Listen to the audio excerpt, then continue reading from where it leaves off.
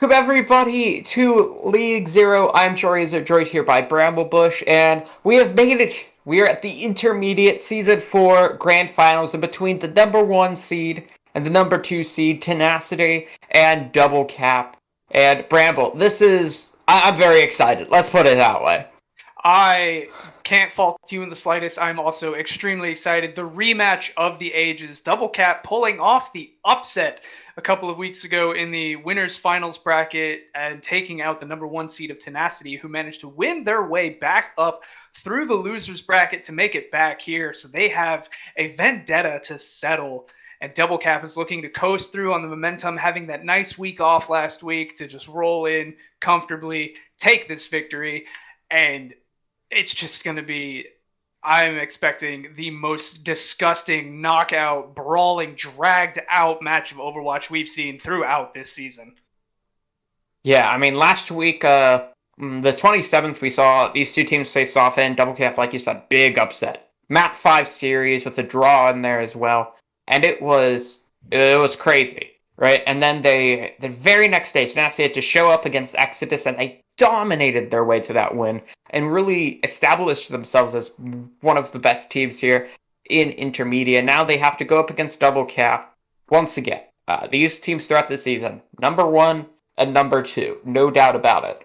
I mean, these two teams have been side by side the entire time.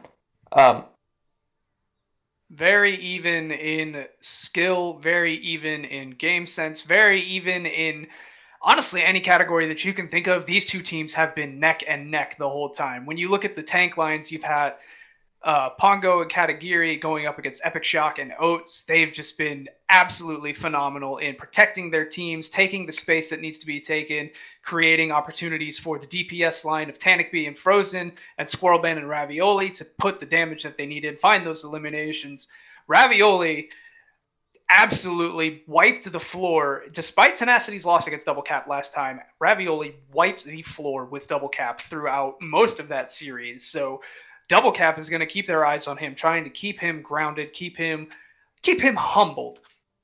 And then you look at the support lines. Adifis, Lucio, and Mercy plays have been off the charts, absolutely phenomenal the whole way through. And Silvertall's Baptiste play, I don't think we've seen anyone be throwing down immortality fields and amplification matrix faster and at more appropriate and opportune times than Silvertall's. In human reactions he has when it comes to preventing those eliminations, amplifying the damage, just keeping the team in the fight.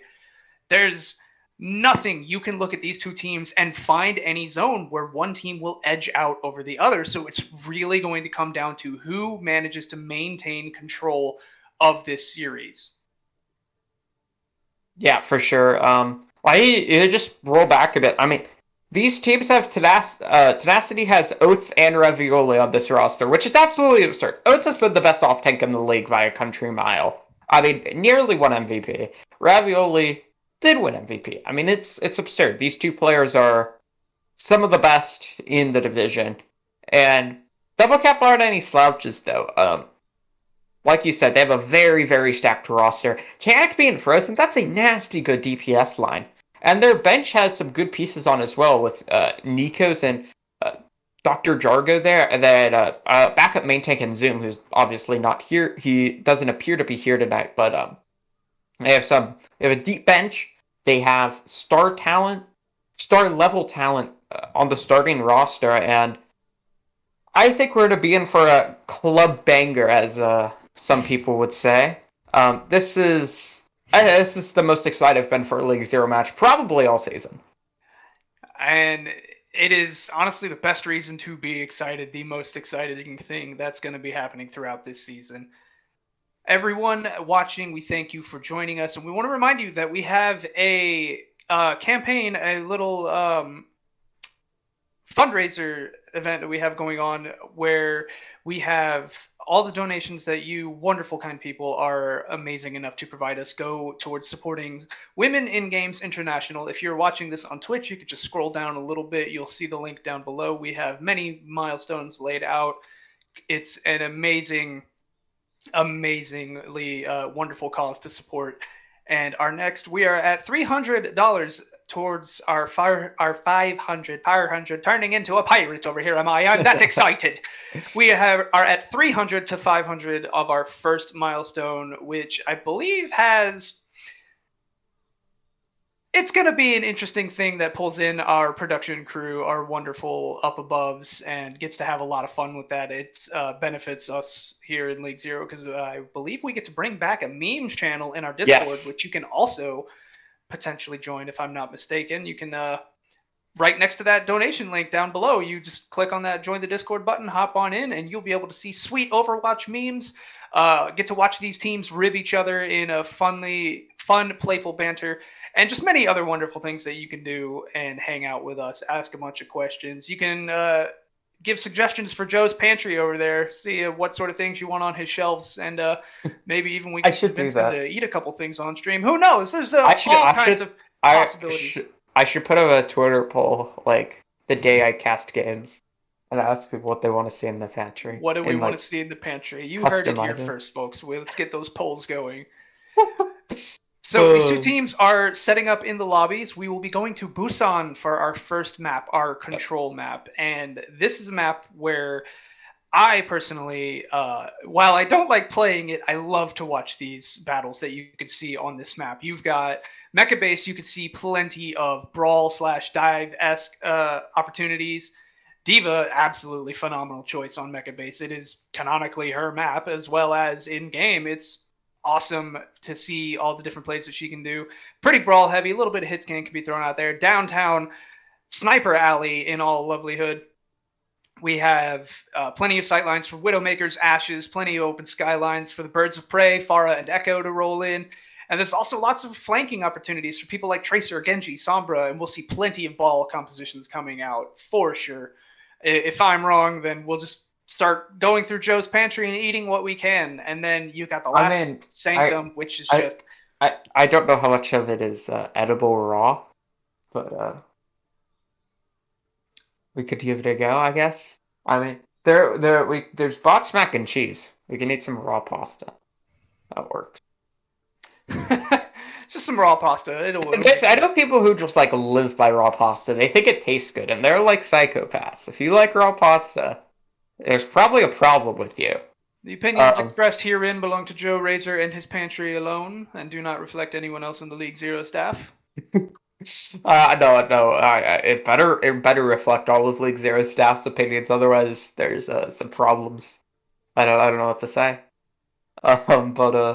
Yeah, I believe we are close to being ready. Yep. And the last map that we could see in Busan here is going to be our Sanctum map, the big old drum in the middle. Yeah. That one, I don't know what else to tell you except prepare for some brawl on that one. Prepare for fights. Or not necessarily. Explode. Ball compositions have been getting a lot of playtime recently. Ball compositions have indeed been getting a lot of playtime. Hammond just inserting and dominating this new meta that we're seeing currently, which surprisingly has not opened up a lot of increased playtime for Sombra, who basically shuts down any Wrecking Ball composition that we've seen. But we have seen a tremendous increase in Birds of Prey, Pharahs and Echo, and Ashes on the other side. Cowboy also just absolutely dominating the metas that he's in as well, with that massive HP pool, the flashbang, and there's just all kinds of things that we can see. But as we begin to roll into Busan and prepare for round one, again, thank you for sticking with us. Keep your eyes peeled. You are not going to want to miss anything of this series. Yeah, we are now getting in. We're starting on Mecha Base. Gonna expect some brawl compositions here. Most likely the Ryan and Diva.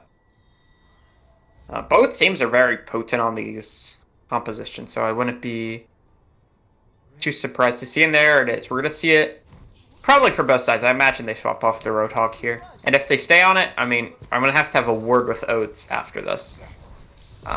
But yeah. Like you say, double cap for sure running this composition, and then we officially see the swap over for Tenacity. So we're going to see straight mirrors, it appears, to start things out. Occasionally you'll see the Symmetrica play, but not this time. Instead, they're going to roll out just on the Mei and the Cowboy. The doors open, the teams begin to move up on point. Looks like we're going to see a bit of a poke engagement up there on the high ground. Teams moving in. The Reinhardt's trying to have a little bit of a battle. Maywall's come up, setting up a little bit of a fight alley. iMustache forced out the Immortality field first. His goes down. Silvertall's following right behind. Still looking for that opening pick as both of these teams trying to do what they can. A flashbang onto Epic Shock gets saved by that wall from Squirrelben. An Earth Shatter already from Pongo, laying out the entire team of Tenacity, managing to squish down iMustache. That is going to be it. This fight is over already. It is going to be a quick cleanup for Double Cap before they move on over to the point and take that first point. Wow! Wow, Pongo absolutely lays down the law. Such a quickly built shatter there from Pongo. Absolutely demolishes the players from Tenacity here. Now coming to the next fight, the ultimate advantage still with Double Cap on a great Maywall. Both Immortality Fields and Amplification Matrices come out. Frozen's High Noon doesn't find any value, but Tanic B goes down first in this fight, so that's going to open up the man advantage for Tenacity. With Devon Mines falling right after, a single healer is all Double Cap has, and once Silvertall's falls, that is going to be it. This fight's going to end with a cleanup from Tenacity, and the point's going to be flipping control already.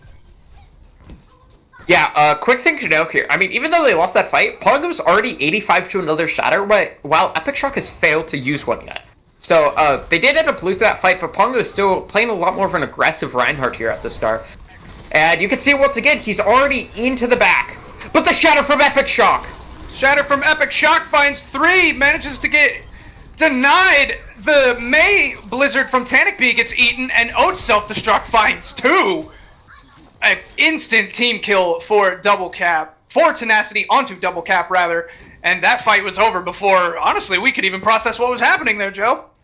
Yeah, I mean, that was such a good play there. High Noon comes out pretty early on from Ravioli, and then Shatter from Epic Shock locks them all in place, and there is a Immortality, so they don't die initially, but a very quick engage down to the point from Double Cap. Alright, the Sound Barrier comes out from Adifi to give his team some shielding to get aggressive in this fight. The Blizzard from Squirrelben getting eaten by Katagiri. These divas are very rapidly absorbing these blizzards and taking down snowballs. Self-destruct comes out from Katagiri, and it takes down Oats! Silvertall's getting that mirror kill onto iMustache, a big charge from Pongo, and then a Fire Strike takes down Epic Shock. A little bit of revenge from Ravioli as he takes down Tanic B, but it's going to be a quick cleanup, and Double Cap maintains control of the point. Yeah. Nicely done there by Double Cap. Both Blizzards so far this game have been eaten. So, great Diva play so far. Kind of to be expected, but really quick play there from Double Cap to get straight into the point. Gets a lot of space, and they make use of that space, but Double Cap's not able to hold close to Tenacity, already up through the choke. Oh, Pongo getting isolated from the team with that May wall. He is going to be taken down. Frozen's Deadeye manages to find a Defi, though, so a little bit of a trade there. Tanic B's Ravioli's rather not going to find anything. Massive Shatter forces out Devon Mine's Sound Barrier, giving his team some shielding. Squirrelben finding 2, however, is going to give this fight in the way of Tenacity. It's going to be a quick cleanup. Devon Mine's doing a valiant effort to try and stall out as much as they can. Silvertall's Amplification Matrix is going to force out the self-destruct from Oats. He does eliminate the Immortality field, and Silvertall's finds 2 with his Amplification Matrix, so this team is still going in pretty hard. Frozen finding Ravioli. Adifi, however, is going to eliminate Katagiri. Overtime hits, and the point will go to Tenacity, as Double Cap goes into retreat to regroup. Double Cap got a decent amount of picks there, and now a DMAC onto Oats, so they can engage pretty quickly here. They'll have the Blizzard to do so. Squirrelben has one of his own. Let's see if one of them can finally land a Blizzard.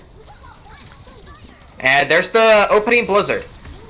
Both Blizzards being thrown right on top of each other. We're just going to see a big old freeze fest across both teams. Tanic B is going to get the elimination first onto Epic Shock, but Squirrelben answers back. Oats getting back into the mech. Devon Mines gets flashbanged as he tries to get out, and he does get out. Pongo, however, nails another devastating Earth Shatter, setting up Frozen to find an elimination and the DMAC onto Oats. Somebody needs to stop this man from just devastating the Earth like that. Bit of a Reinhardt engagement on point. Epic Shock does win out, though, so he's going to be able to continue to stall the point.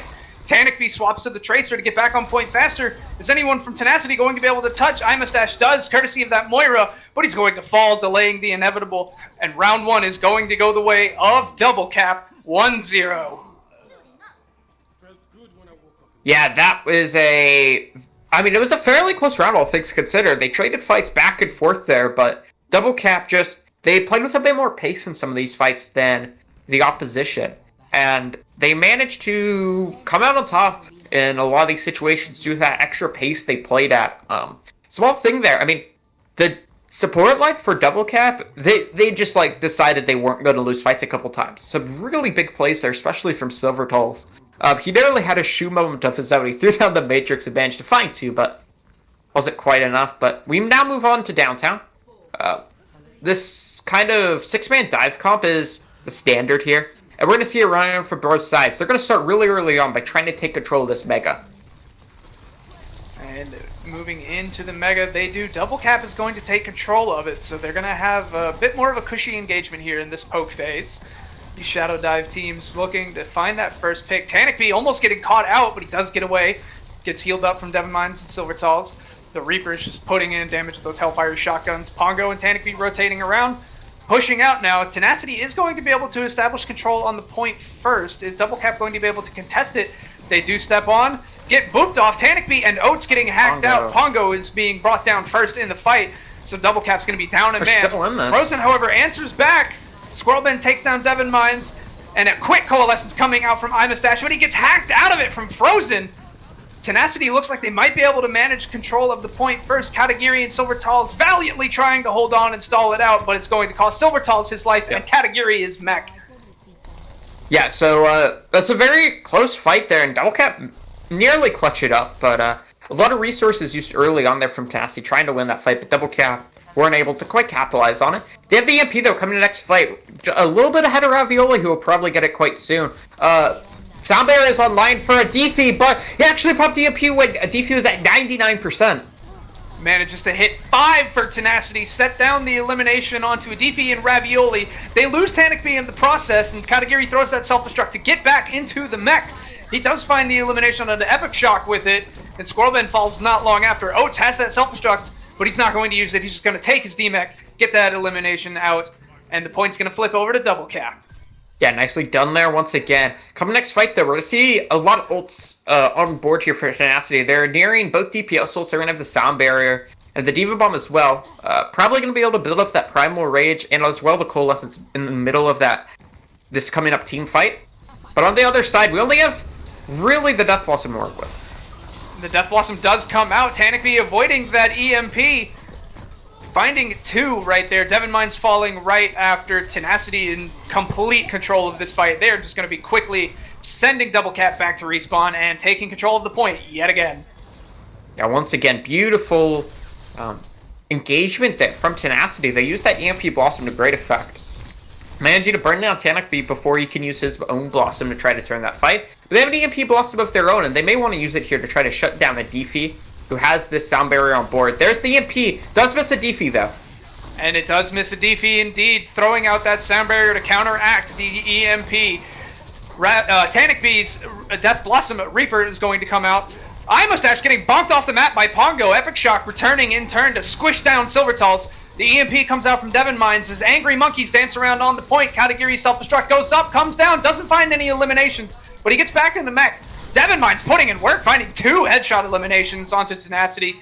Pongo falls, but Frozen answers back onto Squirrelman, and Double Cap's going to regain control of the point with no ultimates remaining.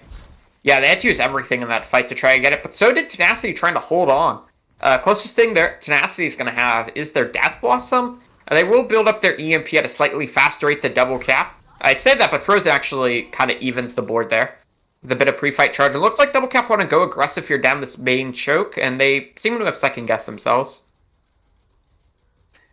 Looking to find their opening to move in. Tenacity trying to rain a little bit of damage from above. Good hack on the Ravioli. Hellfire shotguns. The hack on the Ravioli secures an elimination. However, they lose Pongo in the process. Squirrelman, he's going to want that Death Blossom back. Manages to find no value with it as Tenacity takes him down. The Coalescence comes out from Silver Talls to find the elimination and to keep his team healthy, to just shut this fight down early. Doesn't find any eliminations, but the damage that he puts in is absolutely phenomenal. Yeah, and that's going to be it for that fight. That fight starts with a really nice hack from Frozen onto Ravioli. Can't get out, and so he just gets burnt down there. And Squirrelman tries to go for a Death Blossom, but he kind of does it in the middle of nowhere with no team support behind him. Oh, and a 4-man EMP comes out from Double Cap, setting up Tenacity to find 2 with the Death Blossom. Angry Monkey is going to be sent out from Epic Shock and Pongo. But Epic Shock, you're going to be wanting some anger therapy classes there, buddy. You're going to want that rage to come back because you might have triggered overtime, but you don't have anything left to contest with the overtime. And as he falls, that's going to be all she wrote because no one from Tenacity makes it. Double Cap going to sweep down Busan 2-0 and take map 1 in the series. Yeah, Double Cap do a great job there of really showing what they're worth.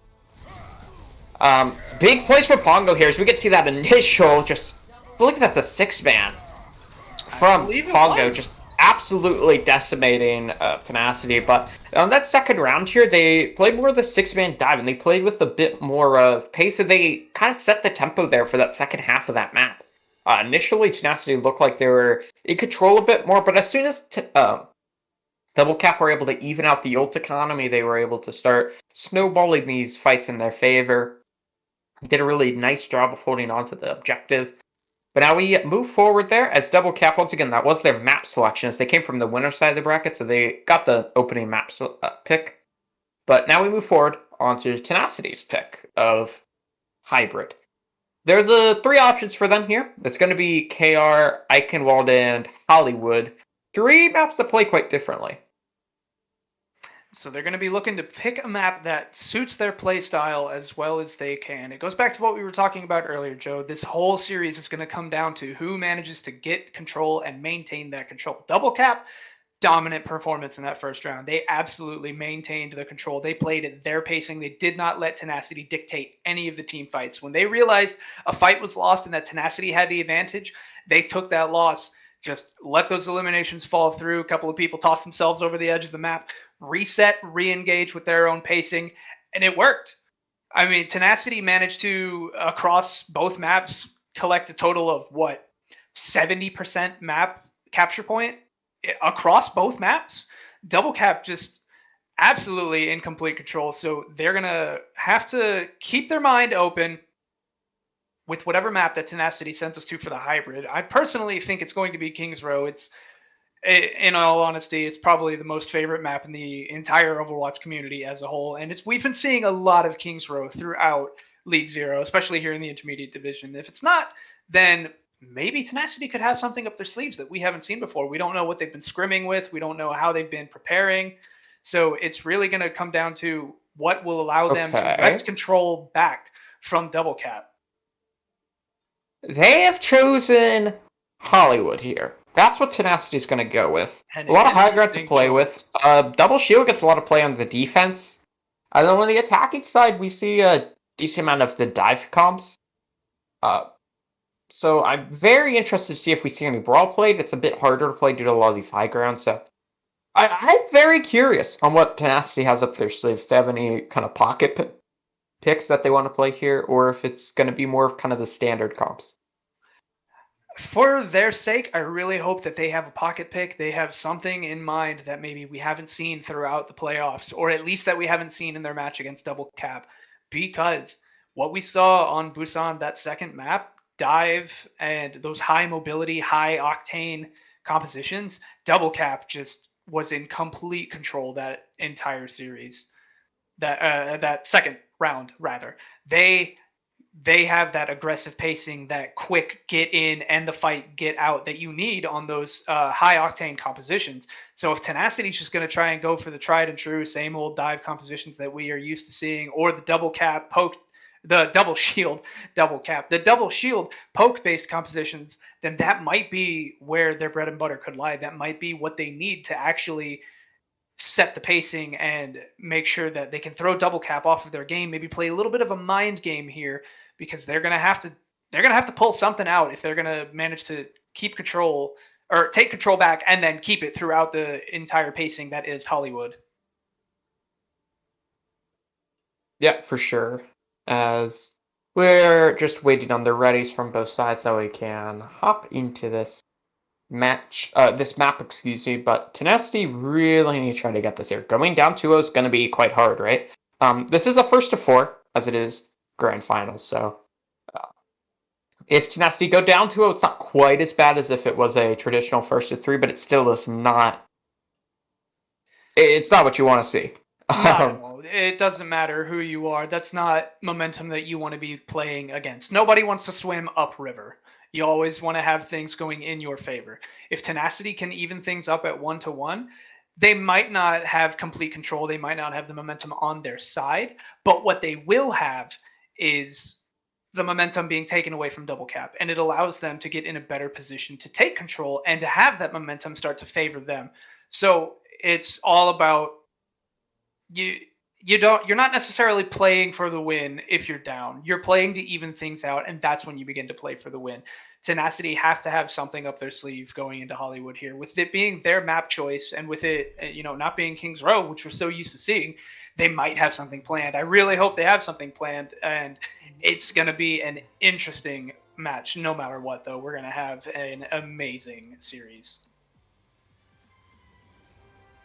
Yeah, for sure. As we are now hopping in here, it's going to be Double Cap starting on the defense. As they got to choose which side they started on, they chose the defense.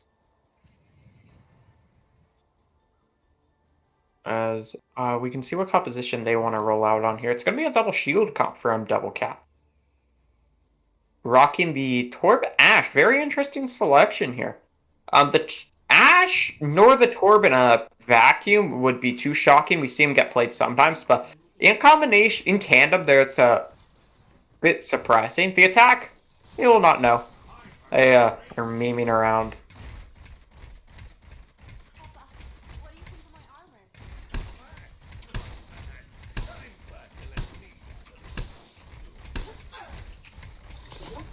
Now they are hopping in.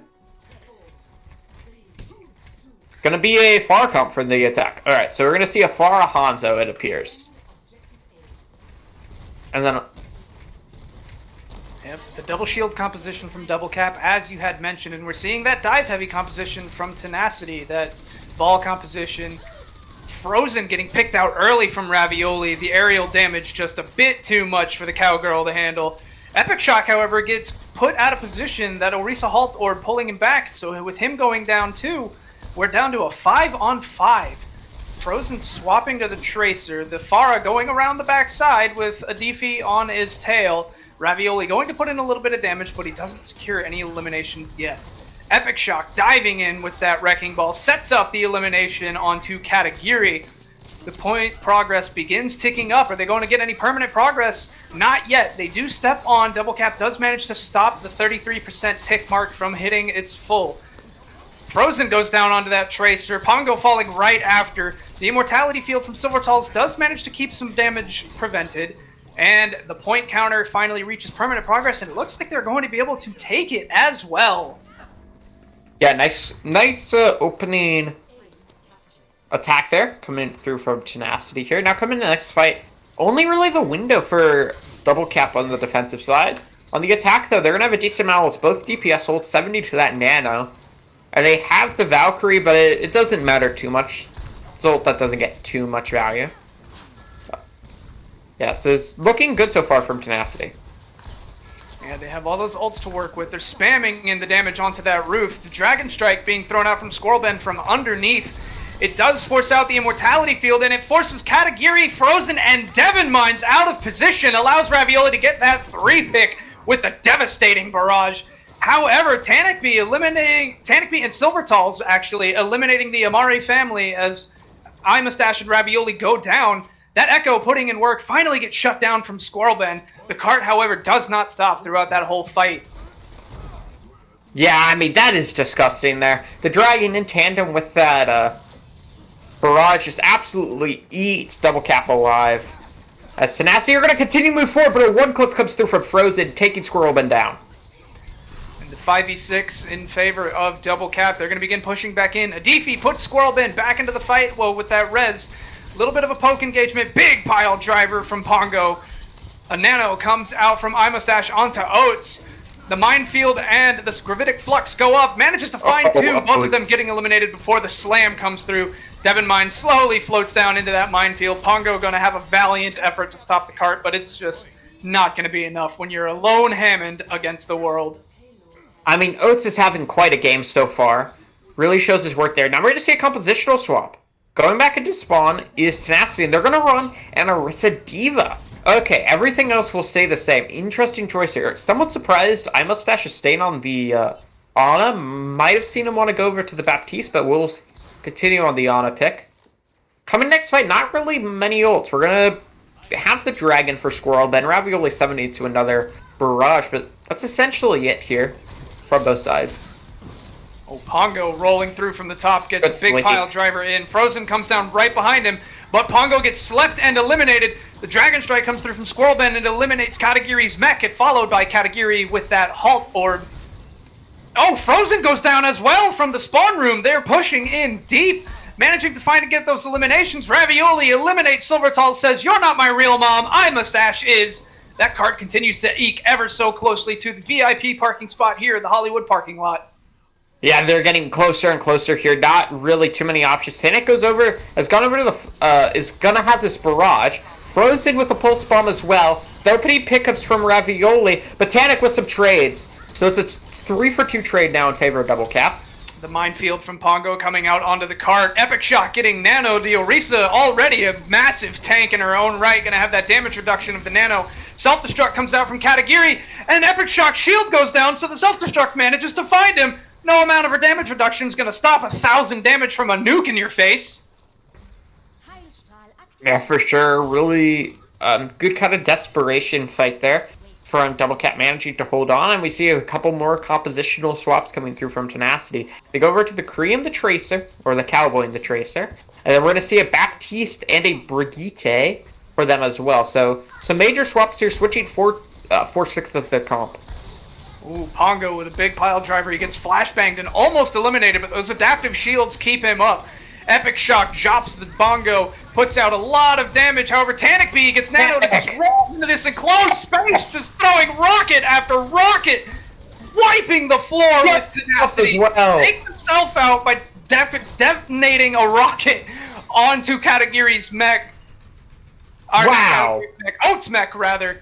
And Double Cap holds on with just an insane amount of control in that fight. Tanic shows zero fear. Gets there, literally runs into Tenacity. Kind of is forced to due to the Diva buff, but just hits 3 kills. You know, just casually inside the backline as an and Farah, killing 3. Now, Double Cap will have both DPS rules, DPS ults, not rules, ults, and a minefield as well, as this looks like a bit of an interesting rotation from Tenacity. Pulse Bomb comes out, but iMustache is ready, throws down that Immortality field. Oat's beginning to move the payload forward a little bit. iMustache Amplification Matrix comes out, try to get that extra damage going. Pongo, with the minefield, almost gets stunned out of it, but he does manage to drop them. Oats just decides to clear the field with his face. It takes his life in the process. Silvertals gets that nano boost online. Is he going to be using it? No, it appears the members of Double Cap are going to push Tenacity back and slow them down yet again. Yeah, for sure.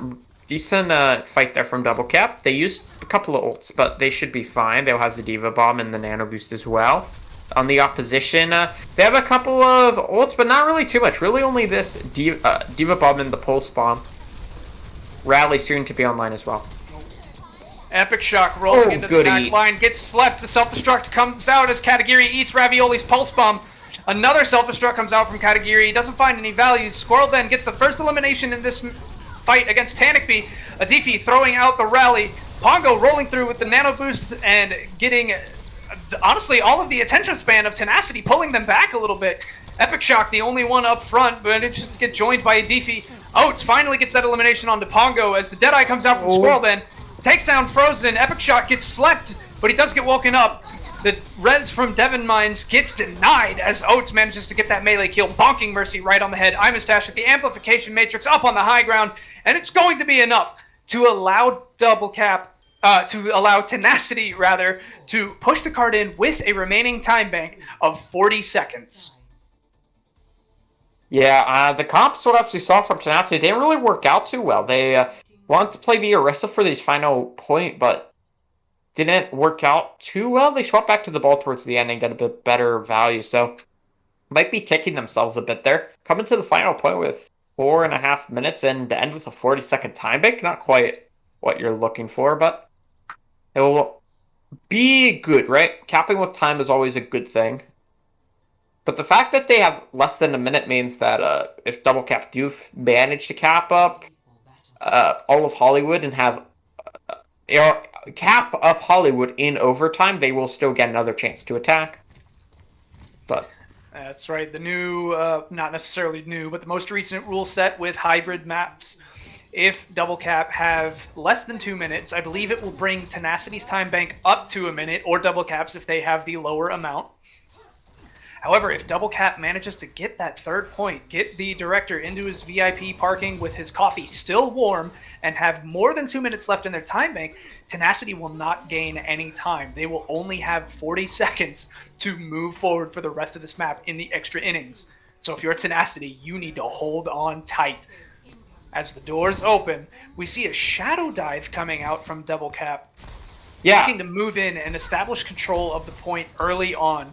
Ravioli just throwing in a little bit of early damage with those rockets. Deefy getting the damage boost in onto him. And here we go, Pongo and Katagiri diving up to take control of the high ground. The Orisa Diva on the side of Tenacity is doing a pretty good job of mitigating damage. Frozen as the Sombra, managing to sneak behind Invisible. A little bit of a sneaky deaky trick going through. Ravioli has so much damage output though. Oh, and Frozen gets found out. Oh, it's managing to get that elimination as Double Cap dives in. Katagiri destroys iMustache's immortality field. Already? Ravioli with a barrage already. I mean, Tenacity does find 2, but that's an ultimate that gets an insane amount of value. iMustache does get rezzed though, so Tenacity is going to have much more control in this fight than Double Cap would like them to have. And with Tenacity going down, it might be a matter of time before Double Cap goes into full retreat to try and get out. Frozen gets caught out! Oh, but he throws that translocator and manages to get out just in time. Is Katagiri going to get out? He does indeed. Yeah, they are going to have to soft reset here. They can go in quite quickly, though, once again. As an attempt at a boop, it does not get too much value, but Ravioli gets picked off. Ravioli gets picked off. Katagiri gets knocked out of mech. Oates throws the self-destruct up, manages to find 2, eliminates Devon Mines and Katagiri. The immortality field comes out from iMustache and immediately gets destroyed. Silvertall's Coalescence manages to find 1. He's doing everything he can to keep his team alive with that extra bit of healing, put a little bit of damage out. Tries to deny the res from Adifi, but Adifi does pick Devon Mines back, or iMustache back up, put him into the fight. And Tenacity holds on yet again. Yeah, really nicely done there. They're starting to build into some of these ultimates. They're going to have a Bongo, High Noon, and their Amplification Matrix, the opposition.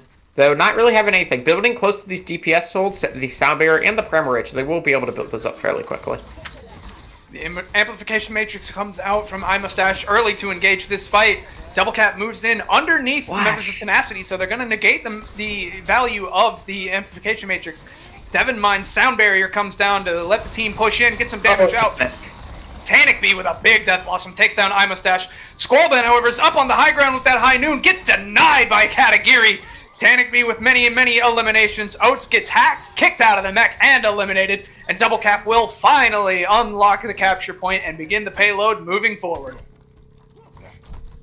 Yep, the cart will start its march through Hollywood. It will be an EMP, Primal Rage, and Diva Bomb for Double Cap as they switch over to a pharmacy. Alright, so Tanic will go over onto that. The opposition, we're going to see both bombs, Diva Bomb and the Pulse Bomb. So Tenacity set up on the high ground, trying to have a bit more control with this poke engagement. They might be able to... Oh, Frozen gets stunned out of the EMP. It comes out and finds no one because it gets stopped. Oates, however, does get hacked out. And the Pulse Bomb as well. Ravioli takes down Frozen. Pongo gets angry, very angry, knocks the members of Tenacity off of the high ground. But it's not going to do anything to stop the eliminations from Tenacity to roll through. He even gets dropped in the process. Wow.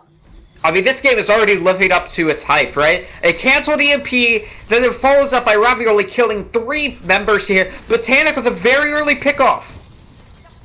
Might be able to open up the engagement. Self-destruct comes out from Oates, and it takes down Heaven Mines.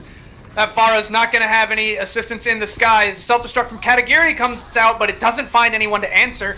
Pongo and Silvertalls get those first eliminations. Tanic B puts a lot of damage onto himself by shooting Oates in the face as Oates takes down another one. The Tracer uses the recall, trying to stay in the fight. Amplification Matrix comes out from Bongo's so Imastache, weak. putting out a lot of damage, putting out a lot of healing. Katagiri getting demeched. Devinmine's doing what he can to keep him alive. The Pulse Bomb comes out from Ravioli, finds nothing. Double Cap look like they are still going to be in full retreat. However, Tenacity might not be in control, but Double Cap just does not have the members they need to push back in. Yeah, they can't push back in immediately. There will be a barrage for Tanic. Wonder if you want to... I imagine he goes for this, and if it's still scrappy, they can apply the Nano Boost onto him afterwards. I need them from Squirrel, but trying to deny some space actually takes down Katagiri, who is still out of the mech. Pongo's pile driver's in, tries to displace the members of Tenacity, but he doesn't really get any value with it. Oh, Losing his off-tank partner, they're going to fall back.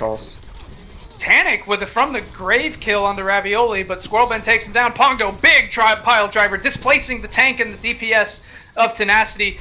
He gets caught out, though, and the elimination is going to come through before long. So Double Cap's going to fall back yet again. They're starting to scramble for time here. Yeah, it was a really nice sleep dart there from Silvertools that allows Tanic to take down Ravioli, but it doesn't really matter because Tenacity managed to regroup and re-aggress there, but Tanic with another opening pick onto Ravioli. Opening picks so far haven't worked out in their favor, but they're going to do what they can. Pongo getting nanoed, and then Tracer getting nanoed from Frozen. Pongo throws out the minefield. The Pulse Bomb comes out, doesn't manage to find an elimination. However, they get Oats out of his mech onto the high ground. Epic Shock gets eliminated from the barrage, but Imastache answers onto Silvertals. Devinmine picks him right back up, dusts him off, puts him back in the fight, and they're finally going to get some good progress on the cart. Not sure we needed to see the barrage from Tanic, but they do commit it. It won't hurt them too bad. Next fight, they're going to have the Diva Bomb. That's basically it. On the other side, you're going to see a Diva Bomb to their out of this window. High Noon being built up close to as well. Oats throws up the self-destruct, but it doesn't find any value, so he just remechs. Imastache gets first blood on the Devin Mines, takes out both flyers on the side of Double Cap, and then throws down his amplification matrix. Eliminates Pongo, sets Squirrelben up to take down Frozen. Silvertall's in full retreat. Katagiri just abandoning the Ana, trying to get out of dodge as fast as he can. But they're going to demech him. Are they going to play with their food? Yes, they are. They're going to leave Katagiri out of mech. I don't know if they're going to be able to get a touch. Is he going to make it the cart? He is not! Wow! What a map! Evening things up 1-1. That was an insane map.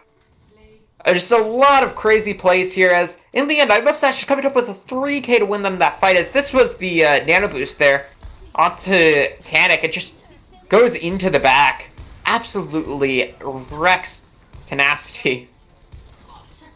Absolutely fearless performance from Tanic B. This is rolling in and just demolishing the members of Tenacity.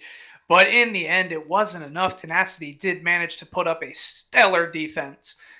They held on, tying up the series, and in a 1-4, that's going to drag this out. But hey, that's what we're here for, right? To see some more Overwatch. And it's just going to be an insane performance. We're going to go to a little bit of a break now, give these teams a little bit of a breather, let them get some snacks, some water, stretch their legs. I encourage everyone at home to do the same. Don't go anywhere. We have some more crazy Overwatch, so stick with us.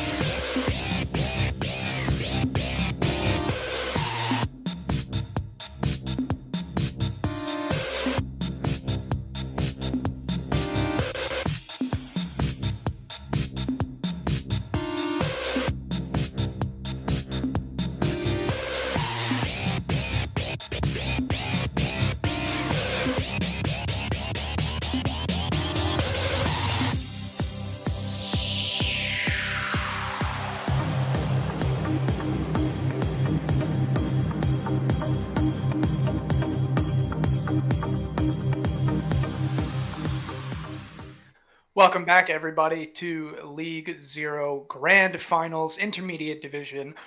We just saw Tenacity pull up an amazing defense on Hollywood to tie the series up 1-1 apiece. So the map choice went the way of Double Cap, and they have selected Rialto to be our pure escort map. Almost said pure hybrid, Joe. Can you believe that? No such thing as a pure hybrid. Kind of the point of hybrid, isn't it? But Rialto, an interesting map. Saw a lot of playtime after its introduction back in Archives event with Retribution a couple of years ago. Very dive heavy map. We see so much Wrecking Ball on these maps. It's kind of a bit sickening, to be honest, but it's just the performances that you could see from these Wrecking Balls are absolutely phenomenal. Yeah, I mean, you see some Wrecking Ball, you can see some kind of double bubble comps as well. Double Shield gets some play. Um, Occasionally, teams for some reason think Hog is good. I don't know why they think that sometimes. But sometimes they get that thought. But yeah, we're going to be switching sides as well, so Tenacity will start on the defense. This is Double Cap's map pick. And I am very excited to see what they want to run here. Like I said, there's a lot of different compositions you can run with, and I wouldn't be surprised if we continue to see Double Cap running this Wrecking Ball. They seem to really like it. They didn't look too good last map, but I I was about wonder to say that if they exactly. want to still continue running it. I mean, I've always been of the mindset that you play what you're comfortable with, regardless of whether it gets countered out, regardless of whether it works on the map. If you play what you're comfortable with, you're always going to see more value than if you play what is quote unquote necessary. If Double Cap is comfortable with this Wrecking Ball, we are going to see some value out of it, no question. Whether the value we see from it is enough to secure the victory, that's where the question lies.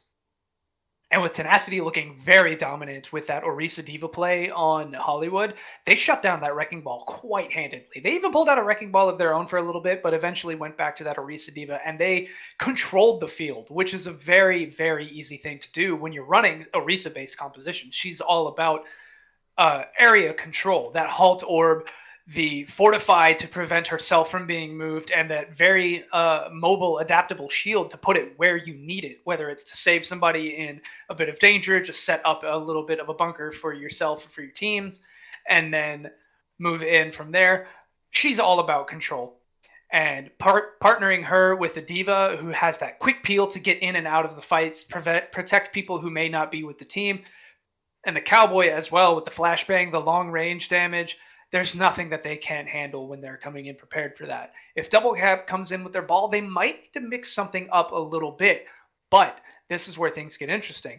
Hollywood, a lot of straight and narrow and a lot of high ground opportunities to be had throughout the entirety of that map. Sets up lots of pile driver plays for the Wrecking Ball. Rialto, on the other hand, lots of corners, lots of twists and turns, so you can have that Wrecking Ball just fly in from around a corner, not be prepared for it, and before you know it, your whole team is displaced. And then that's just going to shift control all the way back to Double Cap right there, because if you're running a Wrecking Ball based composition, what do you want on the field? Chaos, chaos, more chaos, with a side helping of chaos, and a large chaos hold the ice. Displacing the enemy team is all that they are going to be wanted doing with that Wrecking Ball composition. On a map like Rialto, that's what they have the freedom to do. Hopefully we could see a little bit of environmental kills too, with a couple of Lucio boops, maybe a Pharah. Birds of Prey, phenomenal on this map. Pharah and Echo absolutely dominate point A and point B of Rialto, bar none. Point C, you might start to see the swap off, because they can only really control the first half. Once you get in those final columns in the entryway at the final capture point, not really much value you're going to be seeing there with a flyer.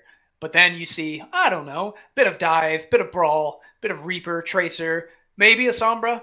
There's just no limitation to what we can see on Rialto. These teams are going to. Honestly, the only way I can think to describe it, we are just going to see pure, raw Overwatch. This is going to be what Blizzard intended, what they said they intended, rather, when they released the game back in 2016, an ever evolving battle. Tenacity can roll out with this Orisa Diva, and then Double Cap just comes with something that they don't expect at all. We're going to see the hero swaps to counter that out, which is going to lead to hero swaps to counter that out, and then it's just going to slinky from there down the stairs. Swap, swap, swap, swap, swap.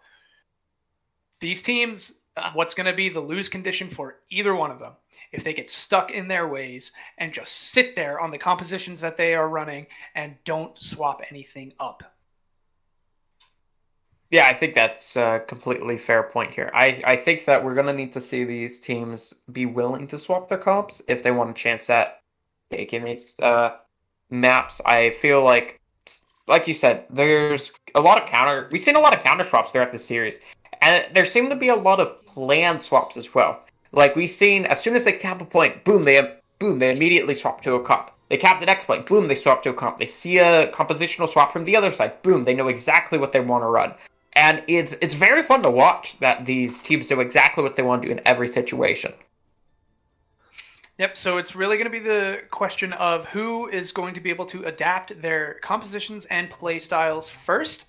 And once again, what's it going to go back to? Control. If Tenacity's ball-based compositions are thriving on chaos, that can still be controlled chaos. So it's going to be who establishes control, who keeps control. We're on an even playing field here of 1-1. So who gets that momentum?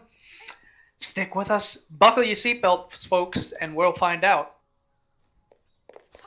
Yeah, there's a lot of game for us still to be played. The defense, though, we're going to see a Wrecking Ball. So it's going to be a Ball Diva composition with the Pharmacy on an interesting picker from Squirrelman going on to the Widowmaker. You'll have to see it. The attack, though, it looks like they're going to be rocking down a double shield with Pharmacy and an Ash. So Frozen may end up swapping to the Widow if he wants to take the Widow duel, or maybe even like a Tracer. Ravioli already getting in an insane amount of damage, putting that ult charge through the roof. Looks like they maybe weren't prepared for that Pharah. The card's going to continue to move along, however, as we have a bit of an aerial dogfight going on between the pharmacies on both sides. Big accretion from Katagiri. Doesn't manage to do anything to stall out the cart with a direct hit, but they do displace the members of Tenacity. So they have a little bit of freedom to continue pushing the cart forward if they like, but they're instead going to take this high ground and just try and have control over the area. The Dynamite from Frozen doesn't manage to hit the Pharmacy. Epic Shock pile drives in, gets out, and the Widowmaker of Squirrelben just throwing in shots from the distance. Frozen gets first blood onto Ravioli, but Squirrelben answers back by eliminating Tenacity, so both Pharahs down. Are we going to see reses come through on either sides? It looks like both of them are going to be denied. Oats gets demeched and then accretioned off of the map. So now Tenacity is going to be a little bit of in retreat here. Double Cap does keep control, finally get somebody back onto the cart to keep it moving. Squirrelben, ooh, look at that, throwing up the eyes, allowing the members of Tenacity to see Double Cap through the walls, plan a proper defense. Yeah, so... Yeah, Squirrelben has been getting some decent value here, but not quite the crazy impact you might want him to see. I say that he hits a crazy shot on Titanic, and then a barrage from Ravioli. Oh my day! A barrage from Ravioli, an amplification matrix, and immortality field from Silvertall. But the fight goes the way of Double Cap, with Katagiri's hyperspheres putting in an insane amount of damage, and it allows them to get the point. Yeah, I did not expect them to win that fight out. That is absurd, to put it lightly. Really beautifully done there from them. But now, coming into the next fight, you're going to see both tank ults here coming through from Double Cap, as well as the Bob and the Barrage being close to on the line. To the other side, we're only going to be seeing the Nano Boost to start with, but they have swapped over to the Hanzo as well, so no more Widow. And we have a little bit of a poke engagement here up top in the high ground midway through. Epic Shock gets nanoed, rolls in, drops the minefield as Oats gets the first elimination of the Silvertalls. The res comes through from Devon Mines, but Squirrelben is able to answer back and eliminate that Orisa. Tanakby throws down the barrage, takes down Squirrelben, gets a little bit of revenge for his friend. Oh, good ante. Tanakby gets antied, goes dangerously low, but he gets out, gets healed up. And Tenacity does finally stop the cart, if not just for a little bit. Defi might want that Valkyrie back, though. Yeah, Oatsa's swap onto this Sigma Bruce already shows its worth there. Get some good work done. We're going to start to move the cart forward as this composition from Double Cap plays very slow, but they're going to start aggressive with the Double Cap's going to start aggressive with the Flux. huge gravitic flux eliminates 2. Bob putting in a little bit of work from the back line. Doesn't find any eliminations, though. Katagiri, somebody needs to stop this, man. Going from hyper spheres to ultra hyper spheres. What's next? Ludicrous spheres? Yeah, we're going to see a recontest, though. Epic Shock has dropped onto the point. Oates does manage to get a kill, but the Resurrect gets denied. Another gravitic flux comes out. Line 2. No! Pongo throws up the armor up, manages to stop it from coming through, but doesn't stop the eliminations, and they don't capture point B. That's absurd that they managed to close this out. We're going to see a swap, though. Frozen goes over onto the Sombra now, and we're also going to see iMustache changing up, going on to Zenyatta, so getting off that Ana. Next fight, though, we're going to see a Dragon Strike from Squirrelman, close to Mines from Epic Shock as well. Opposition has the Bongo. That's about it. And here comes the Dragons from Squirrel, sending them right inside. Big pile driver from Epic Shock sets up 2, and that push is over before it even began.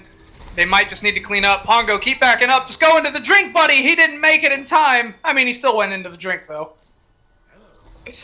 That's a beautiful Dragon Strike there from Squirrel. And like you said, Power Drive from Epic Shock locks them in place for just long enough for them to drop Silvertoll. I'm not sure if he ended up using his Immortality Field there or what really happened, but they do manage to clean that out fairly quickly. Next fight, though, kind of Sam Ultimates from Tenacity have a Pulse Bomb now instead. Barrage, Bongo, and soon to be a Flux. Titanic B, quick barrage, but it gets denied from Oates, takes Oates down. Ravioli's Pulse Bomb finds value, so we're kind of even in the fight. Pongo gets picked up from Devon Mines, that Valkyrie letting him get out of danger and fly away. Frozen finds the mirror elimination, manages to go engage against the Brig. iMustache is having to come out with the Transcendence to try and keep his team alive to hold on to the point. Big Gravitic Flux coming out from Katagiri. How much value is it going to find? Doesn't manage to find anyone. He just falls back to the earth kind of safely. Oates rallies. Manages to keep Epic Shock up to find the eliminations. Pile drives down onto Devon Mines. And again, Tenacity manages to mount an amazing defense and stop the point before they can get it in. Yeah, beautifully done there from Tenacity. Locking up this objective. Now, last fight territory here. We're going to see a desperation swap here from Double Cap. They are going to switch over to the 6-man and try to clutch something out here in the very end. Shadow dive, big pile driver from Epic Shock. Katagiri and Devon Mines get caught in the flux. Devon Mines, it goes down not long after with Silvertoll's going down from the flux. This might be it. Oh, and the whip shot from Adipi is going to deny Katagiri from touching the point. Pongo, you can't jump fast enough, bud. He tried. He valiantly tried, but he didn't make it. And we're heading into a very easy win. Not very easy, but an easy win condition, rather, for Tenacity. A point and 99% of the second point. Yeah, they're definitely in contention here to try to close this out, as this is a very good defense there. Now coming into this final fight, where, this final round, it's going to be Tenacity trying to attack, trying to get the car far as they managed to get it. Right to the very end. I believe it was 0.02 of a meter from fully capping. Second point, and that's what Tenacity need to do now. The defense, we're going to see a Pharah comp. Running the Kree with this double shield or the Cowboy. So, good, interesting comp. I'm not opposed to it. I think they can definitely get some form of value from it. The attack, I'm not sure if they're going to stay on this Widow Pharah, but I wouldn't be opposed to this. This would be very similar to a comp they started their defense on. Only difference would be Oates is on the Sigma instead of the Diva. It looks like they are both prepared to have a Pharah on the other team. Yep, they're not taking the same path that Ravioli allowed a lot of damage to come through on. Bit of a dogfight happening now over this first building on the right. Payload gets quite lazily pushed over the bridge. Oh, Tenacity gets hit pretty bad there. Almost gets eliminated, but he gets healed up, takes back to the skies, manages to stay in, throw some more damage out. Ravioli, though, once again, proving to be the better Pharah, gets more damage, more shot. Full charge. And with Tenacity getting dropped early, that forces the res out from Devon Mine, so that's not something they're going to have in this next fight. Pongo trying to hold on to this high ground, slow the cart down. Epic Shock moving into the back line, gets displaced. Are they going to be able to take him down? They do. Now a 6v5 in favor of Double Cap. They might be able to stop the cart here. Yep, Pongo takes down Squirrel Ben, and that's it. That pushes over to Tenacity's going to be in full retreat here. Katagiri gets slept on the way out.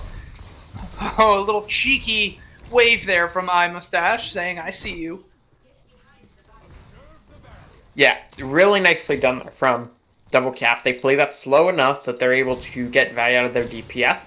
And they're kind of lucky Squirrel Ben nor Ravioli were able to get too much value. They were just kind of neutralized in a lot of aspects. Good concussion blast, though. Does knock Pongo off of that high ground position. They have to give up some space. Yep, so now Tenacity going to be able to control that high ground. Epic Shock's going to try moving the cart forward as Oates is trying to contest with the Pharmacy on Double Cap's side. They're so low. Squirrel Ben throws down the sight. It's a big pile driver from Epic Shock. Allows Ravioli to secure an elimination onto Silvertalls. Deadeye coming out from Frozen. Is he going to find any value with it? Nope, it's just a zoning ult. Devon Mines does put Silvertalls back in the fight, so Double Cap have some members to stay in this. Squirrel Ben eliminating Tanakby, though, sets up the DPS of Tenacity to have a bit more fun. Devon Mines staffs in the shop. A Shooting Mercy comes out and puts in some work. And they are going to hold on here, push Tenacity back once again. Yeah, Tenacity forced to retreat as Double Cap was doing some pretty good job here on the defensive side. They will have both tank ults nearing a barrage as well. On the other side, we're going to see a swap over with the Soldier from Ravioli, siding against keeping on the Pharah. They're going to have their Valkyrie and Nano Boost online. That was the Nano Boost goes forward onto the Wrecking Ball. Epic Shock and Nanoed pile driver is pretty big. Sets up Oates for the Flux, but he doesn't find anyone. Only finds Pongo, and he armors up, so manages to get out of it. Tanakby eliminates himself somehow. Minefield comes out from Epic Shock. It does eliminate Pongo's Drummond, Silvertall's Immortality Field. A lot of damage is coming out now from Tenacity, especially with the assistance of that Soldier. Epic Shock rolling through, too. And it might be enough to allow Tenacity to finally capture the point. Oh, that final elimination from Squirrel Ben is, in fact, going to secure the capture point for Tenacity. They're halfway there, boys. Can they hold on? Yeah, they finally do secure it there. Like, kill on the Frozen as well means this is going to need to be a full reset from Double Cap. They're switching to Torbjorn as well. No more Pharah. Sights come through from Squirrel, but he takes a very aggressive approach. Well, it's kind of the only real ult there for Tenacity. Double Cap do have their Flux, though, which could get a ton of value here in this fight. Nearing a high noon as well. The engagement now happening in that little crossover bridge. Katagiri's Flux comes out and he gets slept out of it from iMustache. Telling him, have a nap. You're not you when you're tired. Epic Shock's adaptive shields let him get into a fight, put out a little bit of damage as iMustache eliminates the Immortality Field. Epic Shock rolling in once again. Big pile driver takes down Tanakby's turret. A devastating Flux from Oates finds 4, but the Deadeye from Frozen manages to answer back with one of his own.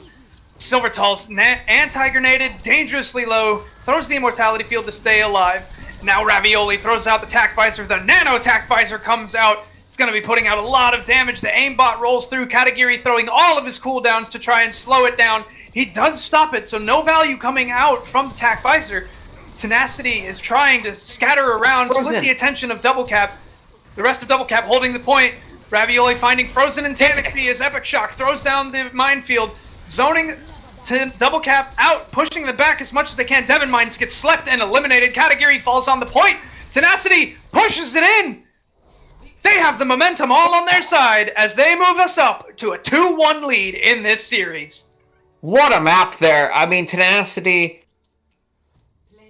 barely managed to take this map. It was an insane back and forth there, as we could see a play of the game here from Silvertalls.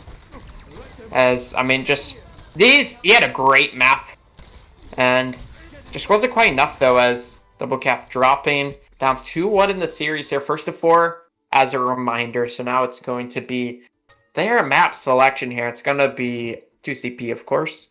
But yeah, beautiful That map there from that play Tenacity. of the game. That play of the game. If that does not reinforce what we had said earlier about Silvertall's having inhuman reactions, I don't know what will. I mean, how fast do you have to be to drop your amplification matrix, take down the opposing Sigma, hear a barrage pop off, throw your lamp down, turn around, pop her out of the sky, and then go right back to the frontline fight? Absurd. No, are we sure Silvertall's isn't just an AI in a human form? Because that sort of speed, those sort of reflexes, I just don't expect to see out of a human. It's mind-boggling that he's able to be that fast and also throwing the shift, keeping his team alive, and throwing some healing out around in that whole fight as well. Absurd. Just an amazing, well fought map all around from both teams. But that right there, absolutely a highlight of the entire map, no question. Whew. Yeah, for sure. That was a insane map of Overwatch. Really a lot of fun, and this has been a great series so far. Um, but now we are moving forward onto Double Cap's map selection here. It's going to be 2CP, Assault. They can pick in between the only 3 maps available, which is Hanamura, Temple of Anubis, and Volskaya. That's its name, Volskaya. Those are their 3 maps they can pick from. They could really go with all 3 here, and I wouldn't be opposed because both teams look fairly evenly matched on most compositions, probably except the Brawl here. The Brawl, I think I would give a slight favor to Double Cap, but it's been limited, right? Um, they won map 1 playing a lot of the Sprawl, and they looked pretty good on it, right? And then map 2, we didn't see really any of the Brawl. Same thing with map 3, so it's not too sure if that's a constant or if it was only that opening map, but Yeah, I think you're on. I think you got the nail right on the head there. They absolutely were dominant on that brawl. I mean, Pongo picked up an Earth Shatter after what 4 swings of his hammer yeah. on Busan Mecha Base. So the brawl map gonna be a big favor, a big boon for Double Cap. All of these 2-point CPs, however, they appear to be they're all pretty dive heavy.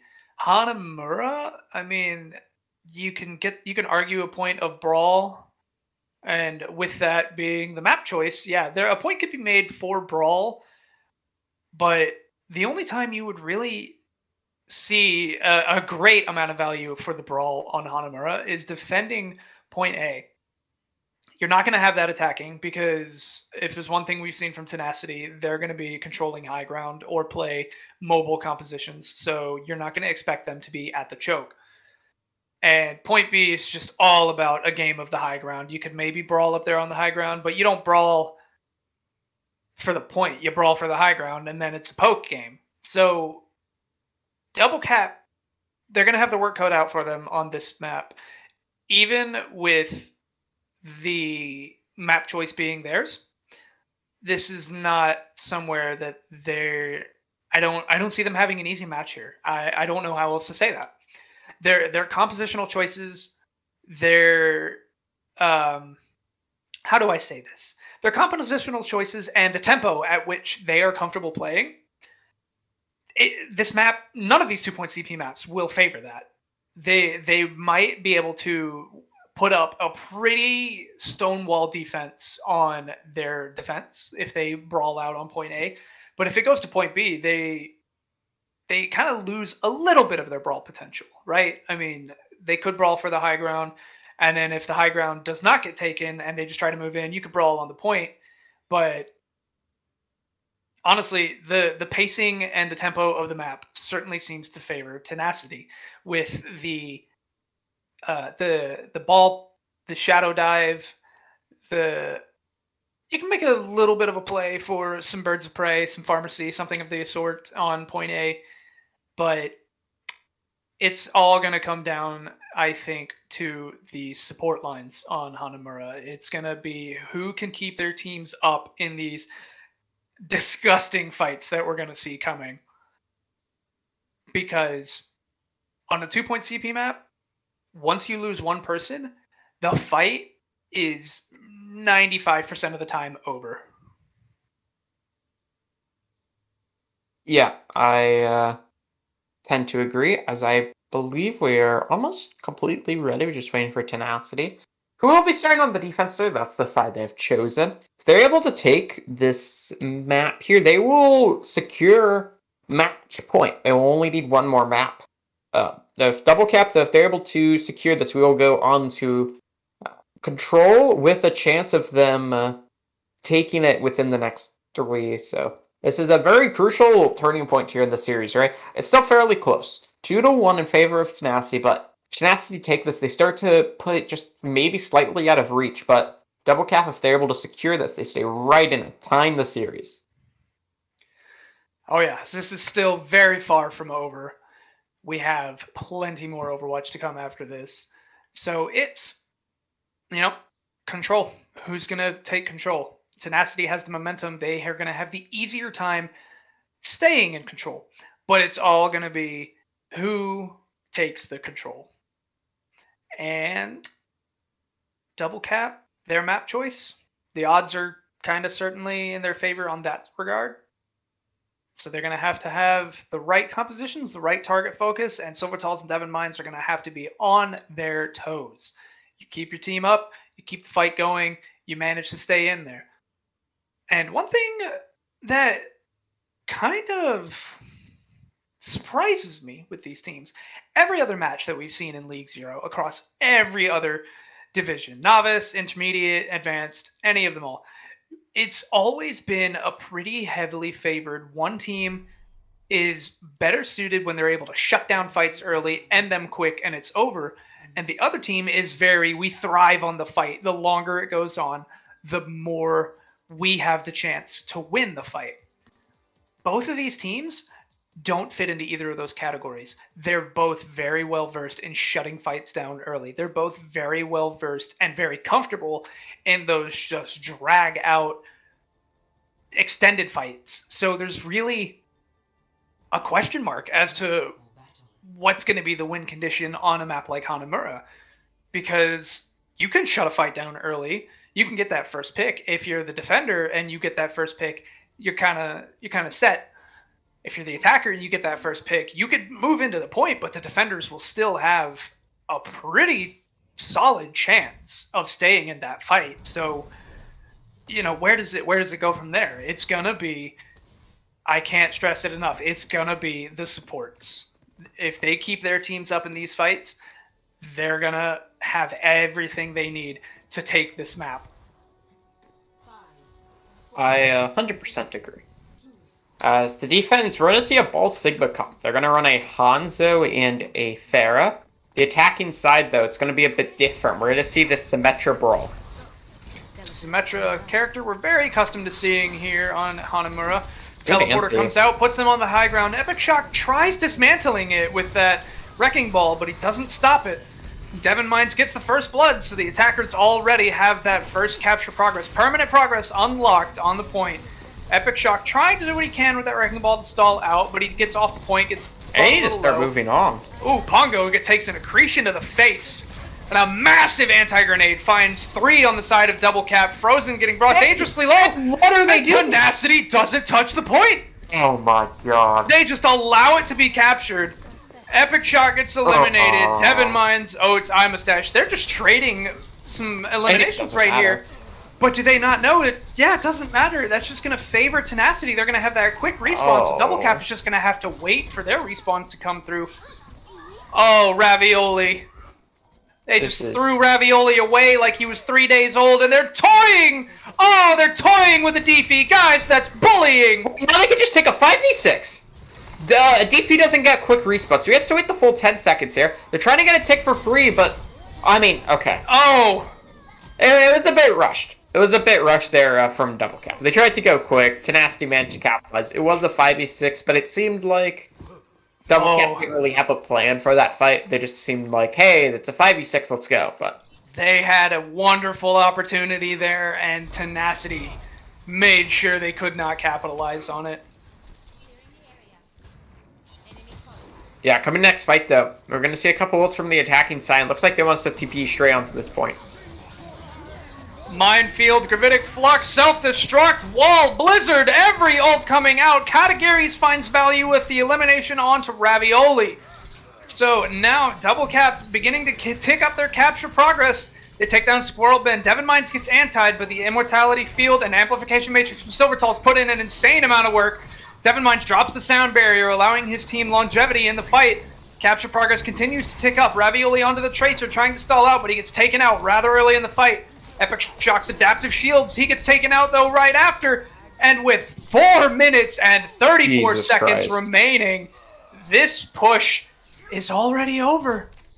Double Cap living up to their name and with a blazing pace.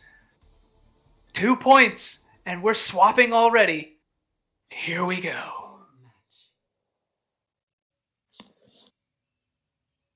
Yeah, that was an attack. Wow, I mean, that is wickedly fast. I mean, on the first point, we had a bit of a C9. I guess you could say from Tenacity. And then on the second point, Double Cap just looked like they had such a good plan for what they wanted to do, and they executed it to near perfection. But switching sides now, defense looks like Double Cap, want to run this Torb. Ash once again. We saw him play this a bit on Hollywood. Didn't get too much value, but they're going to run it once again. That Torbjorn going to be pretty big in attempting to shut down the teleporter if that is what Tenacity decides to swap back to. And even if they stick with this Pharah, that turret is still going to be absolutely game breaking to take the Pharah out of the skies. Nope, it looks like they are going to run with the Symmetra. So the Symmetra turrets could get taken down pretty easy by Tanic Bees, but teleporter, maybe not. Maybe not so easy. Yeah, for sure. Yeah, so they're just going to run the same composition that Double Cap ran on their attack. Here's TP once again. They're going to TP the same spot as well. A lot of damage. TP gets broken. And I mean, Tanic! Just does so much damage with this Torbjorn. 2 already. This push is going to be over. Adifi already read the room, hopped off of the map. And Tanic with the cheeky hammer kill onto Oates. Come on, you can't meme like that. Yeah, that is a... I mean, Tanic just pumps in so much damage immediately when they TP and just eats them alive. Cleans out that fight very quickly. Coming next, Engage. Not really any ults for either side, so it's just going to be up to how much Raz TP can get. Oh, a Concussive Blast separates the Mei from the rest of the team, but he gets back through. It just goes through the building. Bit of Symmetra Surge coming up here to set up a little bit of a defensive point. A little bit of a defensive choke on the wall. Oates diving into the Orisa, putting in a lot of damage onto Pongo, but all of Tenacity takes a lot of damage in the process. iMustache is going to want that Amplification Matrix back because Tanic B's Molten Core just melts through the attackers. Oates gets left in Baby Diva mode. They're going to torture him, and they let him get away. Nope. And I spoke too soon as Devon Mites with a whip shot. Stagger. I mean, once again, such a dominant fight there for Double Cap. They seem like they pick Hanamura here, and they just seem so well versed on this map. They're having really nice engages. We're going to see a complete compositional swap now from Tenacity. Going to be a Tracer Hanzo from them with this ball comp now. Still a pretty dive-heavy composition. Looks like they might try to establish a little bit of a presence on the high ground, possibly eliminate that Torbjorn turret. Oates dives up to it, and he does secure the elimination onto it, so it's down. That's a little bit of value they don't have to worry about Tanic B getting anymore. Oates, however, goes dangerously low. Tanic says, I don't need a turret, I can take you down myself. But Oates makes it out, almost gets that self-destruct online. Squirrelben just spamming in damage with those storm arrows. Oates and Adifi get found, demeched and eliminated from that flux. And once again, that push is going to be over. Tenacity just does not have the sustainability to push in and continue to fight. I mean, Tanic just absolutely wrecked Ravioli there. Actually absurd. This has been kind of insane here. I mean, this defense for Double Cap is just looking out of this world now. A minute left on the clock. They're going to have both support ults, Bob as well, and then a Bongo to finish this off, only the Diva Bomb from the attack. So they do have the ultimates they need, but Double Cap's ready for them. So a little bit of a poke engagement now as members of Tenacity try to make it through the choke. Epic Shock putting in a little bit of work, but iMustache gets taken down early in the fight. Oats, however, the self-destruct does find value. Pongo goes down. Bob goes on to point to try to contest and stall out a little bit. Epic Shock rolls through. The rally comes out from Devon Mines to armor up the remaining members of Double Cap. They push back onto the point. Turret gets set down once again from Tenacity. Oh, Tenacity is going to have to figure something out here, and they're going to have to figure something out soon. They are splitting the attention of Double Cap, or at least that's what they're trying to do. But Double Cap manages to have all 6 eyes looking the same direction at the same time. And when you're getting focused down like that, no amount of dive composition and fancy footwork is going to protect you. Amplification Matrix and Molten Core and the Bongo all come down. Bongo from Pongo. But the Minefield from Epic Shock, the Transcendence from iMustache, and the Dragon Strike from Squirrelben allow Tenacity to push in onto the point. Ravioli finds one and then uses the Pulse Bomb to take down Tanic B's turret. A Pile Driver from Epic Shock allows Tenacity to start capturing up the point progress as he eliminates Katagiri. But Tanic B still showing he's a force to be reckoned with, getting eliminations before he's finally taken down. And Tenacity finally gets their capture point unlocked, and they begin to push on point B, but they will not have a better time bank than Double Cap. Yeah, they definitely cannot. I mean, they will have over less than... The difference will be more than 2 minutes, no matter what. No compositional swaps, though, and no real ultimates for either side. Closest ones... The off-tanks will both be fairly close to their ults, but that's going to be about it. Ravioli beginning to tick up some point progress on his own. Pongo drops down to contest him, but he gets a permanent tick of progress in the Bandit. Epic Shock does roll in, get a Pile Driver, get those adaptive shields to get out, but they put a lot of damage down on him. Double Cap now setting up a little bit on the point. Ravioli falls first, though, so Tenacity does not have a big amount of damage. Squirrelben being dangerously close to getting eliminated, but he does get healed up, grabs that Mega, and he's very fine. So now they're just waiting for Ravioli to make it back. He swaps over onto the legs, but they fall back. An interesting choice. They're not trying to continue to engage. Yeah, they're forced to fall back here. Diva Bomb, though, from Oats is going to go in. Buys a lot of space here. Katagiri may drop. Actually, man, just stay alive. Oh, Bob goes out, but he misses the point, so he's not going to be contesting the point with his body, just his bullets. Turret comes out from Tanic B right under it, so it does slow down Tenacity's push. They are not going to be pushing in here. Molten Core once again comes out from Tanic B, covers the floor over there, gets stunned out, and the DPS of Double Cap are down. So Tenacity has the opportunity to push in now. The Minefield comes out from Epic Shock. Katagiri's Gravitic Flux comes out, he finds Ravioli, and they cannot keep him alive enough. The burst damage is too much. Yeah. Amplification Matrix comes out from Silver Talls, and it allows them to put out an insane amount of damage. And they do stop the push, but once again, permanent point progress has been captured by Tenacity and Oats. They let him remech just to get some more ultimate charge before they demech him and stagger him out finally. Oh, they don't even stagger him out, they just let him go. Wait, oh, Double Cap.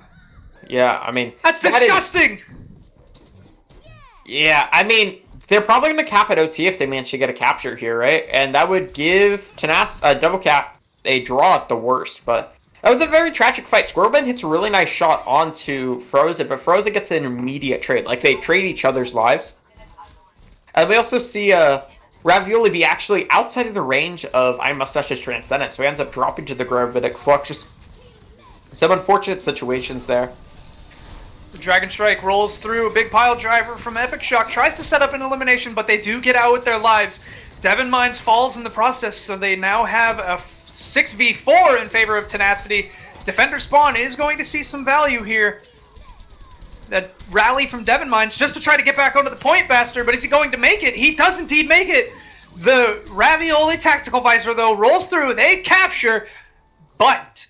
with no time left, as you said, worst case that can happen is a draw from Double Cap, and with 4 minutes and 34 seconds for a single tick of progress on point A, I don't see that happening. We are very close, They would have to do. excruciatingly close to seeing a tied 2-2 series. This would be absurd if they were able to hold this here. I mean, they would need to hold for 230. And that would actually be absurd. Kern in the match chat is saying that they want to draw this intentionally to make us sad. It's a very Kern thing to say. But the last time I ever casted a first to four, it went like 8 maps or something. It was actually an absurd series. But I mean, this one could still do it. Who knows? But I don't think we're going to see a draw here. I do definitely think Double Cap are going to manage to pull it out. So with Double Cap managing to have an amazing push, an amazing hold, Hanamura being their map choice, they were absolutely prepared. We are seeing nothing short of stellar preparation from Double Cap. And as the doors open, let's see how prepared they are to tie the series up. Yeah, I don't think they'll be able to. I will say that right here. They didn't even touch the point initially. And now they need to just get a tick. Are they going to be able to touch this time? The cheese! The cheese is real! They teleport onto the point, throw a Maywall up, and nobody can make it through! What the... They see it on their first time, right? It's a 5v6. Tenacity does a touch. This time it's a 6v6. And nobody touches. Tannic B continues his 100% map win rate here on Hanamura. And Double Cap tie up the series here 2-2.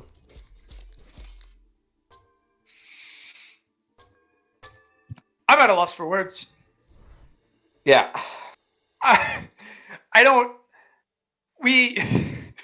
What just happened? What just happened? I'll tell you what just happened. James May just slammed a block of cheese down and said cheese. There's no way to break that down. They teleported on, threw a wall up, denied the defense. Map's over. A tied series? We're going to have to take a break here, folks, because I need to process what just happened personally. I'm sure all of you watching need to process what just happened as well.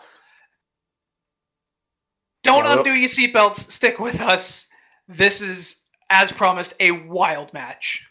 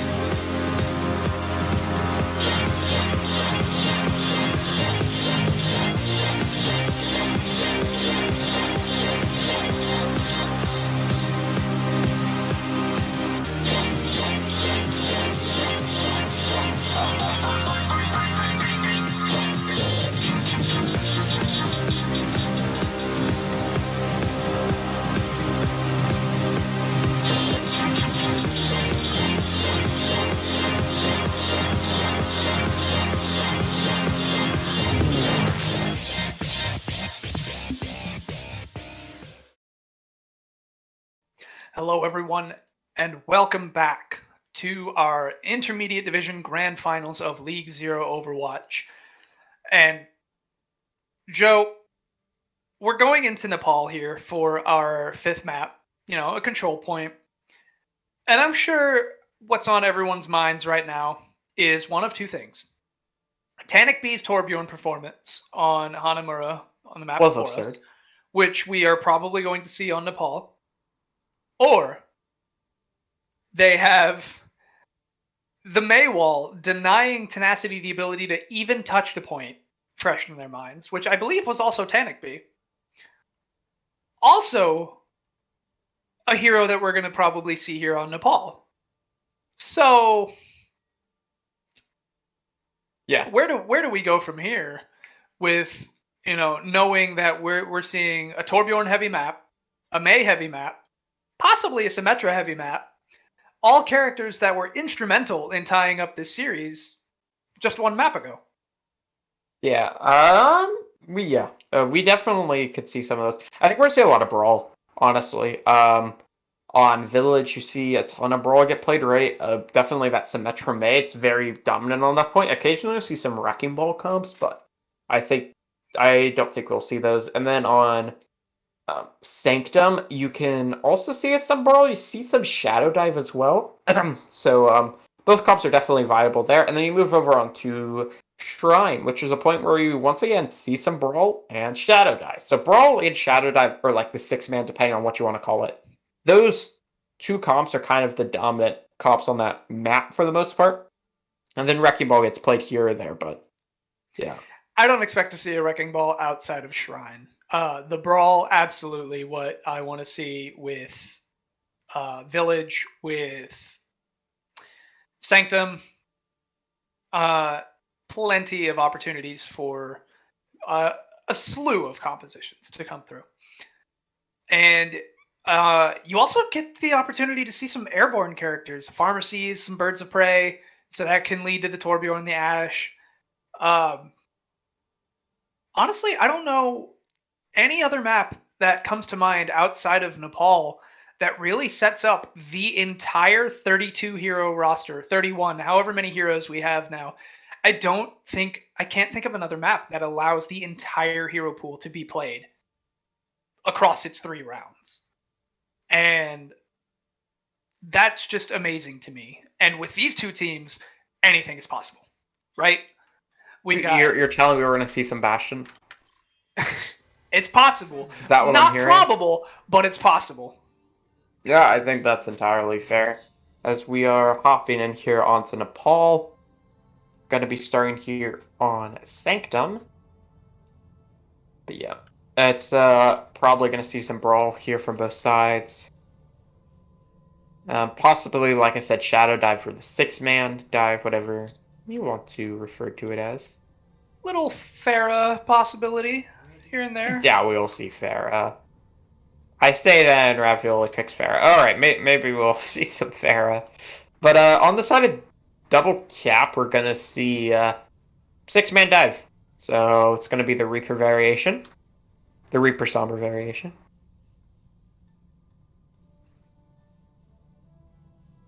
But on the other side, it looks like they want to rock this Orisa. Is Ravioli really going to go for Naked Pharah? I think DV's probably going to speed out and swap to Mercy, right? Alright, so you were right. I was wrong. We're going to see the Pharah from Tenacity. I'm a Pharah main, my friend. I know where I can fly. Alright, the engagement wrapping around the point. Both these teams kind of playing Ring Around the Rosie with each other. Pongo gets the first elimination onto iMustache, so Double Cap now has the man advantage. Oates gets hacked out, but no eliminations found. Frozen just gets a little bit of ult charge and then manages to get out. A little bit of damage coming through onto Katagiri. Oh, he almost runs out of fuel over that gap. Big jump in from Pongo, gets a little bit of a tickle fight going on. Oates gets hacked out again, and this time it's going to lead to the D-Mech. Ravioli trying to throw in a bunch of damage from behind, but they are going to turn around and immediately take down a DP. Without that Mercy, it's a matter of time before Pharah goes down. He takes down Frozen in the process, but Tanic B just taking those flyers out of the sky. Who knew shotguns were anti-air deterrent? I mean, that's new to me. I mean, maybe the U.S. military can pick up some notes. We're gonna see a swap though from the other side. I just forgot their name. Tenacity. They're gonna swap over to 6-man. So we'll see a straight mirror here. Very excited to see what they want to do. Ooh, a Sombra battle for that Mega Health Pack, but it looks like it goes the way of Frozen. Yeah, Frozen gets it, so that means that Tenacity can't really take advantage of the fact. Oh, Frozen gets hacked out, but no eliminations come through. Katagiri's defense matrix on point, denying a lot of that damage. Silvertall's throwing out the Coalescence, lets his team push in. It splits the members of Tenacity up. And Double Cap's going to turn in and dive onto a Deefy and the tank line. Tenacity gets hacked out and eliminated though, so we're even. Massive EMP comes through, guaranteeing the elimination onto Oats and hacking out Epic Shock and Squirrelbend. It forces Imustache to throw his Coalescence to keep his team alive. But it's a great Coalescence. It is great. They keep the team up. They get the elimination onto Silvertalls, but Double Cap still has control of the point. Tenacity's going to have to push out and establish control as Katagiri throws up the self-destruct, zoning out Tenacity. Pongo. A Deefy falls right before Pongo, and then Epic Shock getting hacked out. Tenacity self-destruct. No, it's not self-destruct. Death Blossom, rather, gets eaten out as the EMP comes through, finding 3, leading to the elimination of said 3, and Tenacity flips the point after Double Cap 88%. That fight went on for like 40%. 40-50%. Coming down to that fight, I mean, it was at, what, 20, maybe 30% for Double Cap, and now it's at 88 by the time it gets flipped over. Next fight, though, Tenacity have the big advantage in the ult economy. Diva Bomb. Oh, Devin Mine Sound Barrier comes out to let his team push in. Self-destruct. Death Blossom. The self-destruct doesn't find a kill, but Oats remech does. The Squirrel Band finds 2 and a mech. And Double Cap fall very quick in that fight. So Tenacity committing a lot of ultimates into it. It looks like Epic Shock also went Angry Monkey, but they held on. Yeah, they do hold on here, making use of 3 of their ultimates. Those are kind of the 3 big ults they had to work with, as we have a pause. My mustache calls for one. All right. A quick pause. I wonder what it could be. But let's talk about that last push. Tenacity shut down that push early at the expense of 3 of their ultimates. 3 big ultimates that individually have stopping power. And they used all 3 of them to stop it. So that tells me one of 2 things. That either they're confident that they now have control of the point and that they have everything that they need to maintain dominance. But it could also mean that they're getting desperate and that they panicked. If that's the case, Double Cap need to capitalize on that, because that's not necessarily a guaranteed fight win in its own right. It's all about capitalizing. If they can't do it, then Tenacity could still basically get away with murder after throwing those 3 ults. I mean, what was that? Angry Monkey really didn't really get any value there. The fight was over. And now having support ults online, they have a little bit of sustain to Double Cap's no ults. They might get that Coalescence online in this next fight. But Tenacity still has control. The question is if they can keep it and make up for that egregious ult usage, we'll say. Yeah. So, yeah, like you said, next fight, you're going to have the support ults from Tenacity. They will be kind of the only ults on board to start this fight. You could see some ults be built up in the middle of it with Silvertalls and Pongo coming fairly close. Get back into it as Imustache throws out the Coalescence, but Double Cap immediately dives on the point, forcing them to roll in. A hack out from Pongo, and it allows Silvertall to throw out his own Coalescence, but Devin Mines gets that environmental elimination onto Epic Shock. Tenacity getting punished for their ult usage. Pongo and Katagiri, the tank line, putting in work. A Deefy throws the sound barrier, but it gets hacked off of Imustache from that EMP. Squirrelbend getting brought dangerously low. He teleports out, but they follow up on the elimination anyway. And with a hack elimination onto a Deefy, the point does flip. An Epic Shock goes off the map. Second fight in a row. Like, second time he's been alive in a row where he just off the edge. Oh. I think Double Cap should be able to take this point, though. It's going to be a last-minute contest, which does trigger the overtime, but I don't know how long they could stall out on that. Katagiri might have thrown that self-destruct in a little early. Tenacity finds 1 and a mech with his Death Blossom. A massive EMP though from Is there going to be any follow-up? Ravioli finds 4 on the side of Double Cap. But it doesn't matter. If Team doesn't kill Epic Shock there, that would have been 3 deaths in a row via environmental kills. But Tanic got it there at the 2 is still just disgusting. That's tragic. But yeah, good opening round there for Double Cap. They look large and in charge here on this map. They take a pretty dominant map, all things considered. But now we move forward onto Shrine. And what are we going to see here on Shrine, if not some more Symmetra, some more Flyers? Pharmacy, absolutely guaranteed on this map. Symmetra, all but guaranteed on this map. We're going to see interesting roll-throughs, quite literally, with that Hammond from Epic Shock. As going to be a Wrecking Ball comp from Tenacity running this Pharaoh, like you mentioned, but on the other side, it's going to be 6-man from Double Cap. Oh, an early elimination from Ravioli finds Devon Mines, and without a mercy to res that, they won't have that support in the fight. Silvertals also gets brought dangerously low and then eliminated, so Tenacity just absolutely sweeping through Double Cap at the moment. Tenacity does answer back and finds Ravioli, but the point's still going to tick up regardless, and Tenacity will take this first capture. Tenacity within opening cap, like you mentioned. Coming in the next fight, there no real ultimates have been built up from either side, so it will just kind of be a even ult economy there. As Frozen gets a good hack onto Epic Shock, so it builds fairly close to his EMP. Diving in onto Oates, Epic Shock with a big pile driver. His adaptive shields let him get out, but Ravioli finds Devon Mines as Katagiri gets hit with an anti-grenade. Epic Shock gets hacked out as Oates gets demeched. But with Pongo falling, Tenacity will still manage to have control of this point. Yeah, I mean, Ravioli just dominates there. Finds 3 kills there, 2 to open it up there. Puts them in a really good spot. 40% now onto the point. EMP, though, for Frozen has been built up into, so they will have that into the next fight. But on the other side, you will be close to both Tank Ults and the Barrage. They do still have a chance at this if the EMP isn't too large. They will have a good shot at this, but the 6-man comps, they just run so well when you pop your EMP. If they're able to capitalize, you just can win fights off the back of it fairly easily. Throws up that translocator, tries to take down the Pharmacy, but gets punished for it.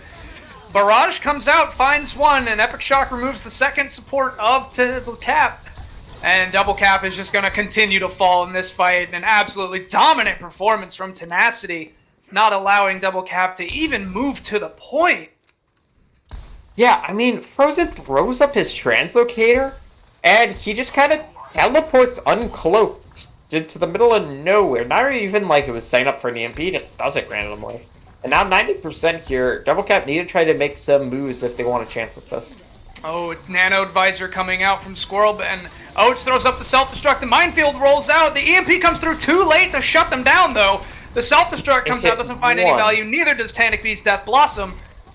Pongo doing a valiant defense on the point, trying everything he can to hold down. He falls, though. Katagiri's going to fall right behind him, getting demeched, quickly eliminated.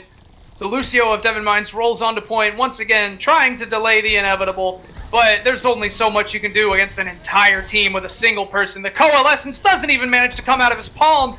Pongo comes in with an angry monkey again, trying to stall out on the point. 1,000 HP, though, just feeds ultimates into the members of Tenacity, my guy. And 100-0, we are going to round 3. Round 3 is now on the board. We are heading over to Village, a very brawl-heavy map. Well, this has been absolutely wild here. I mean, I don't know who's going to take this here. I tend to think Double Cap will, due to the fact that they've looked better on Brawl, but I would have had to push it past Tenacity to be able to pull this off. Tenacity, after that round 2 performance, they are absolutely establishing themselves as not to be messed with. So Double Cap needs to make something happen here, for sure. Yeah, for sure. They're gonna look like they want to go for a wrap. Straight onto the point here. Double Cap beat him to it. Double Cap establishing their presence on the point, but the Symmetra turrets from Ravioli putting in a little bit of damage, getting a lot of that ult charge up. Rotating around now, having a little bit more of a poke engagement. These Maywalls doing a great job of isolating fights and forcing teams into narrow spaces that just allow these Reinhardts to thrive with those rocket hammers. A lot of defense matrix eating, negating a lot of damage. Which Reinhardt's going to get their ultimate first? Wow, an amplification matrix from iMustache already. Teleporter comes through, allows the members to just get past that Maywall. But comes out from Silvertals now. Pongo getting frozen out, but he does get protected. Big Symmetra wall comes down from Frozen, isolating the fight, forcing the members of Tenacity to rotate back around. Not even rotate around. It looks like they are going to be retreating and regrouping after losing Ravioli. Yeah, they just have to regroup here, reset, recalibrate. Next fight, we're going to see a Blizzard from Tenacity Oaths.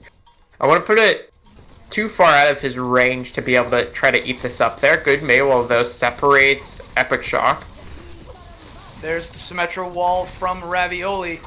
Tenacity might be looking for an opportunity to throw that Blizzard. However, he gets isolated out from his team. The teleporter does allow him to get out with his life. Epic Shock throws a Shatter down, no value found. And a Maywall from Tenacity denies the Shatter from Pongo. Yes, from Pongo. Rides Shatter. The Blizzards, the self-destructs, everything is just coming out. Devon Mine's Sound Barrier puts a lot of shields out, but they are already gone.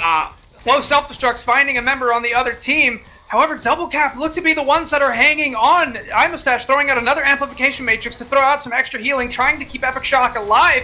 Brawling up against this Pongo. Frozen throws the Symmetra wall out, and so far the point has not flipped. He even finds the elimination onto Epic Shock and a Defi. And Tenacity is going to fall back after committing essentially all of their ultimates into a single fight. This is actually absurd. I mean, that fight had everything in it, including Tenacity blocking Pongo's Earth Shatter. He already has another one here for this final fight. They're going to try to engage quickly on its point here. Epic Shock has a Shatter as well. Does not hit anything. Actually does catch Tenacity. Finds Tenacity, but Epic Shock answers. Pongo answers back, manages to find a big value with his. But Frozen, the powered up Symmetra, just goes brrr, and Double Cap was going to hold on and take the lead in the series. 3-2, match point goes the way of Double Cap. 3-2, Double Cap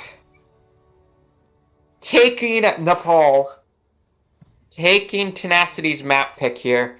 Now we move on forward here as match, series, and championship point now for Double Cap. This has been an absurd series to watch, and I'm excited for at least one more map here, as this has been... I mean, I don't know, I don't have words to put it. This has been some incredible Overwatch, but it must come to an end. Next map, it's going to be a hybrid map. It's going to be Tenacity's map pick. They'll have King's Row and Eichenwald to choose from. And if they are able to take this map, they will send us to a escort to decide it. Or if we do get a draw, we maybe see a couple more, but have their map selection.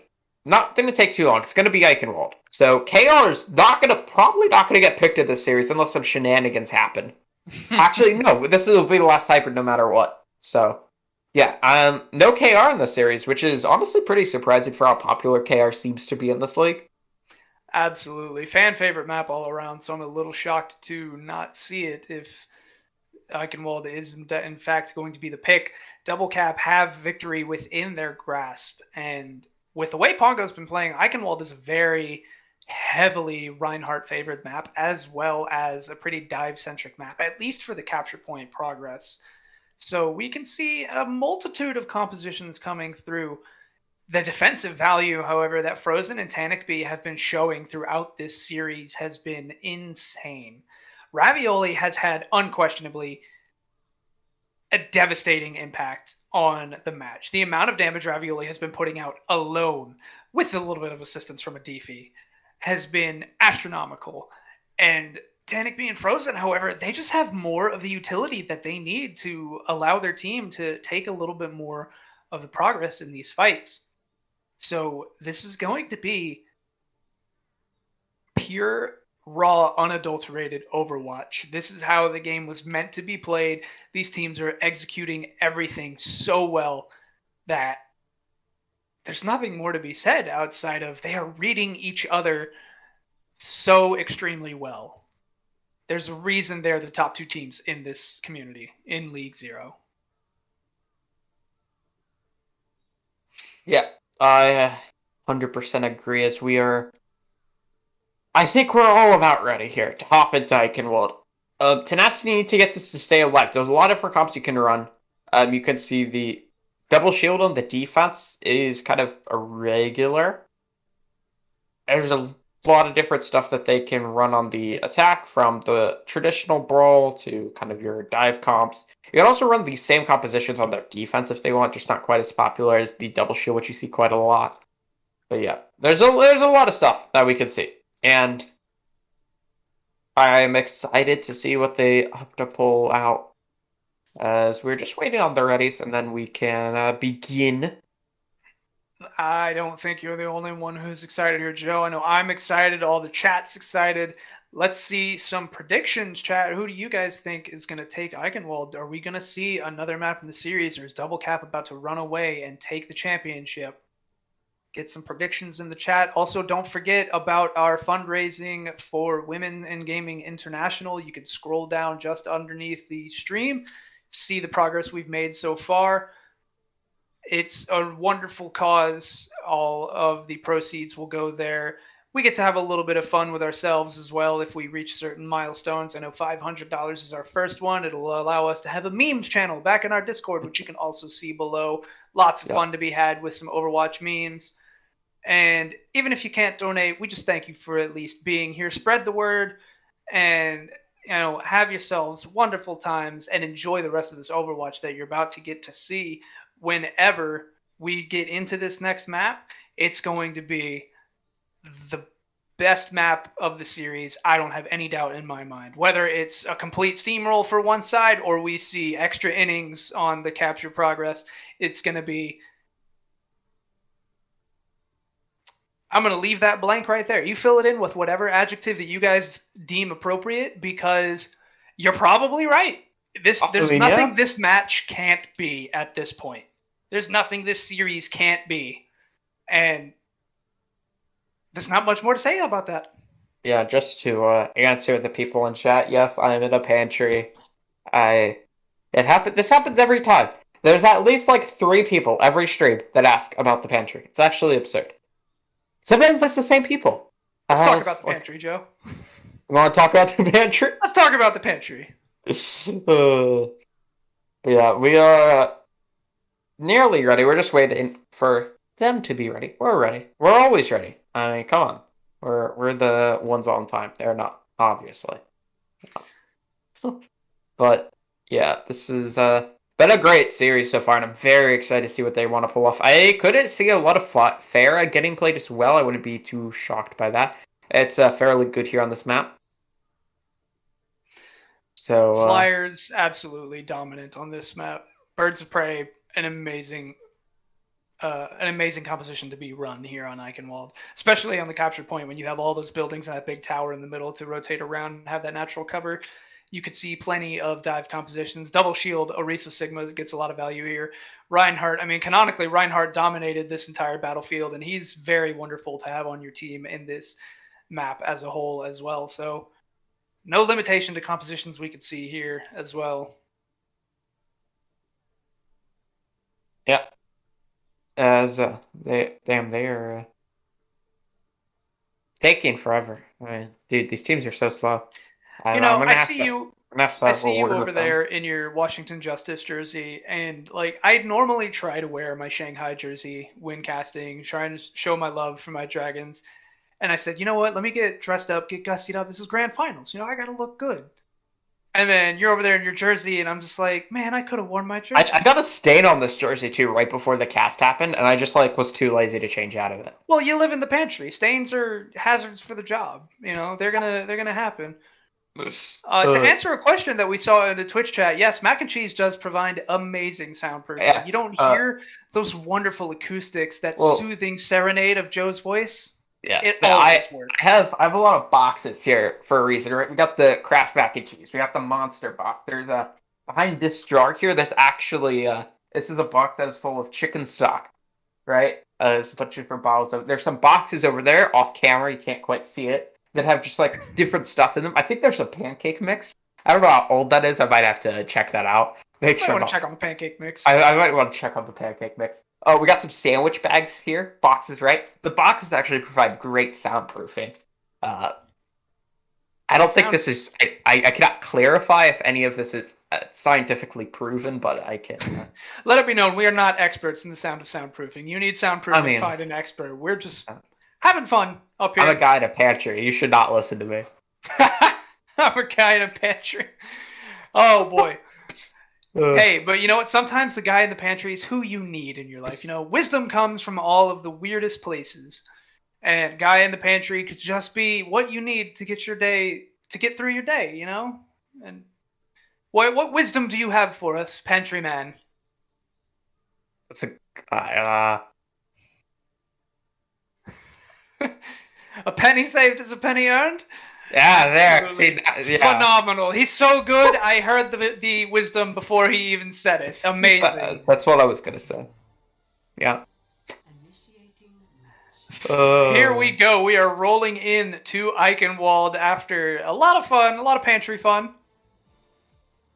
Yeah. Let's see what compositions come out in what could be the final map of the intermediate division of League Zero. Yeah. Could possibly be the final map. Eichenwald. Wonderful castle in Germany. Final point is that castle, of course. But yeah, we are popping in. According to Impulsive, the script says it. According to Pendy, I believe, might have been accurate actually. The script says we're going to a map number 9. So leaking the script.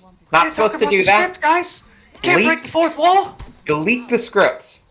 Ruined it. Gosh.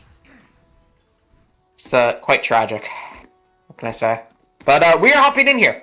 Defense, we're going to see a double shield comp with the Pharah and the Ashe on the attacking side. It's going to be a Ball Sig comp with a Pharah and a Hanzo. So very different compositions, but both running this Pharah. Epic Shock rolling through the backline, trying to get the attention of the Flyers of Double Cap, and do that he does. Takes a lot of damage in the process, but he does manage to get out. Oh, a Halt Orb stops him. He gets completely out of the way, though. Ravioli and Tenacity both trying to rein in some damage with their Pharahs, both actually getting a decent bit of value on it, but Ravioli trying and for once failing to show himself as the superior Pharah. Big pile driver from Epic Shock catches out the anti-grenaded Pongo, forces out the immortality field of Silvertal's. Tenacity wins out the Pharah duel. Are they going to get the res onto Ravioli? It looks like they might not be able to. Epic Shock gets halted back into the battle and denied his life. Tenacity might have to be falling back here. They are indeed going to fall back. Yeah, they are forced to leave the fight. Really nicely done there from Double Cap to clean that up here. Next fight, though, not really any ultimates yet. The closest one's going to be the Barrage from Tenacity. And that could be the decider. Epic Shock rolling in, another big pile driver, displacing the members of Double Cap very well. Oates trying to move in now, but his shield gets taken down, so he is going to be stalling out, hanging out behind that natural cover. Support ults online for Tenacity. The Nano comes out onto Epic Shock, trying to give him that damage reduction to stay in the fight. He throws in the minefield as Silvertal's amplification matrix comes out. The Pharmacy ultimate combo from Double Cap comes out, and Squirrelbend gets the elimination onto Tenacity. Devin Mines, however, puts him right back into the fight and loses his life in the process. Bob goes a little bit past the point, but he does manage to secure the elimination onto Epic Shock. The tank line of Double Cap doing what they can to have a valiant defense on point. Ravioli is trying to get a bunch of damage in. Katagiri gets caught out. A devastating anti-grenade from iMustache is going to secure the eliminations for Tenacity and get them the capture point to get this payload moving. Yeah, I mean, there was a interesting barrage from Caddick B. He attempted to solo barrage the Pharah, and it didn't work, to say the least. But yeah, come next fight here as they do manage to cap up first point. Ponga may go down, actually. Gets booped out. And then he does. Really nicely done. Dragon Strike coming out from Squirrel Ben. It manages to zone out the members of Double Cap. Katagiri gets caught out, actually. Can they find the elimination onto him? So far, they are not able to do so. In fact, Oates almost gets taken out back himself with an accretion to the face, but his supports are there.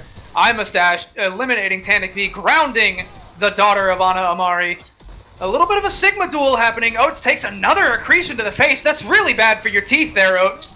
Gravitic Flux comes through, find the supports of Double Cap.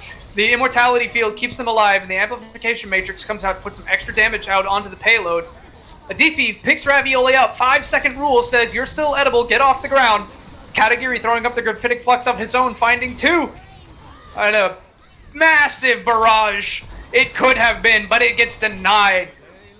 3 now coming through on Double Cap. Make that 4. Tenacity is going to be stopped at this archway right next to the bridge. Yeah, Double Cap managed to stabilize him while it was a very long fight. A lot of ultimates exchanged from both sides, but Ponga managed to hold on to his bongo, I guess you could say. Double Cap also has this barrage on Tanic, but on the opposition side, well, only really these mines as we see a Defi switching over to the Brig. So, and Squirrel then going onto the Cowboy and Ravioli onto the Pharah. So, bit of a composition swap now from Tenacity. And it looks like Tenacity's trying to run the Tracer Eraser to eliminate Frozen from their backline. Having that Brig and the Cowboy.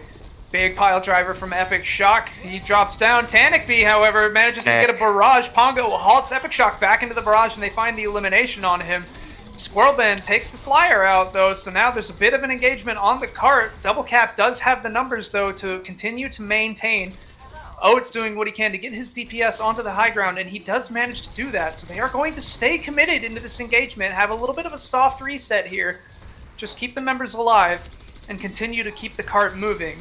Epic Shock does finally get back, attempts to do what he can, rolls in to get that minefield. Katagiri gets pile drived into the air, but he finds the mirror elimination onto Oates, and with Squirrel Ben and Ravioli going down, the DPS of Tenacity missing, that push is going to be over after a little bit of a cleanup onto a Defi.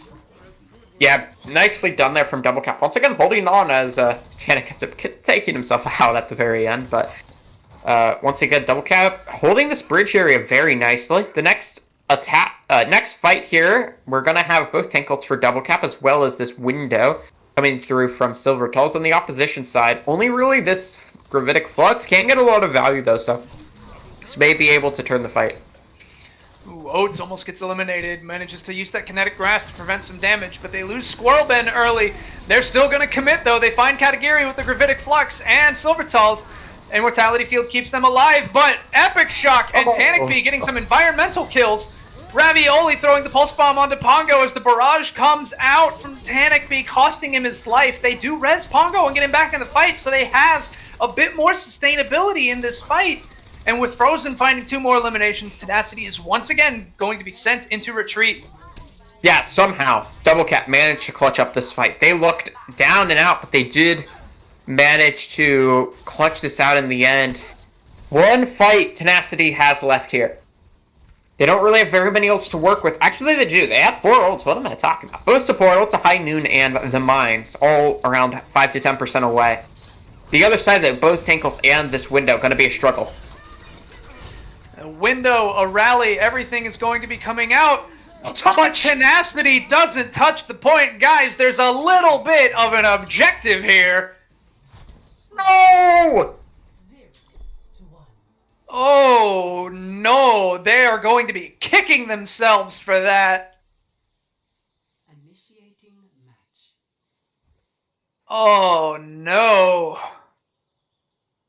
Captain Squirrel Ben and manager of Tenacity. Oh, they're gonna have some words for their team after this match. Oh boy. Coach QZ is in the lobby here with his team, and he is not happy.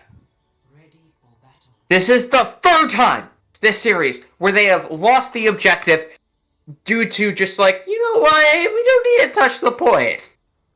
Team They don't Deathmatch touch- is an arcade mode objective. They my don't friend. touch on Double Cap's first like attack on Hanamura, right? Then they didn't touch on Double Cap's second attack on Hanamura. To be fair, they didn't touch the second time because they were walled It off. doesn't matter. They had a member They on didn't the side. touch. It You was did a point out during the 6v6, break. and they didn't touch. It doesn't matter. You did point out they had a member on the non-Maywald side who did not touch the point. I don't know what happened over there. So I'm only going to credit 2 C9s to Tenacity after that. But that third one is still going to be talked about. Oh.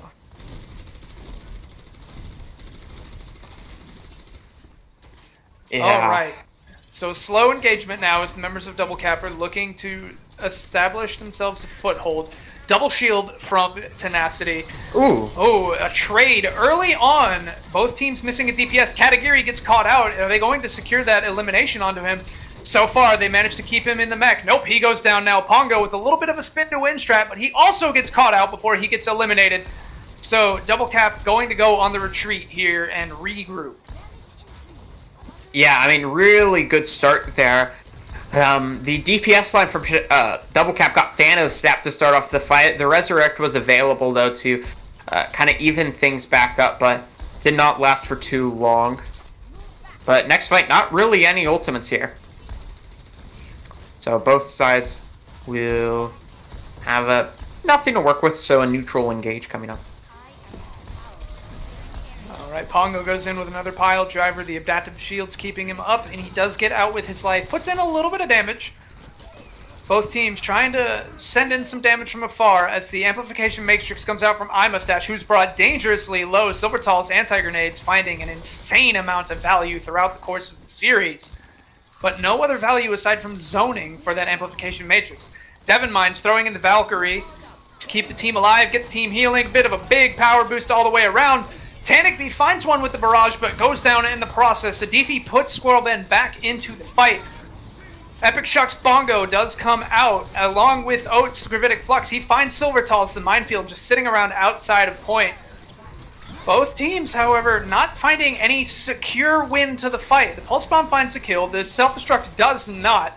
Katagiri gets back in mech, and Pongo loses his life, so Tenacity looks like they're going to be holding on to the defense yet again. Katagiri getting DMAC'd on the side Very of the point. close, though. Is he going to get out with his life? He's not. Knowing its fate is death, the Baby Diva knows no fear, as the Defi puts Squirrel Ben back up into the fight again. Yeah, this is not looking too good for them. As they are... Next fight. Gonna have the barrage, though. Ravioli will, so Tenacity do still have some ults online. But that's really it. Once again, not really a lot of ults coming into this engage. See if Double Cap are able to get any more value. We're entering a minute 15, almost 2 fight territory remaining. Pongo once again goes in, gets that pile driver, but there's just so much crowd control to stop him from getting out. Ravioli gets swept out of the barrage as the tank line and Tenacity get hit with that anti-grenade. The tank line and Double Cap are both down. A swap for Pongo, and they're going to have to make something happen right now. Oh, the stagger. That's such a light kill there on Tenacity.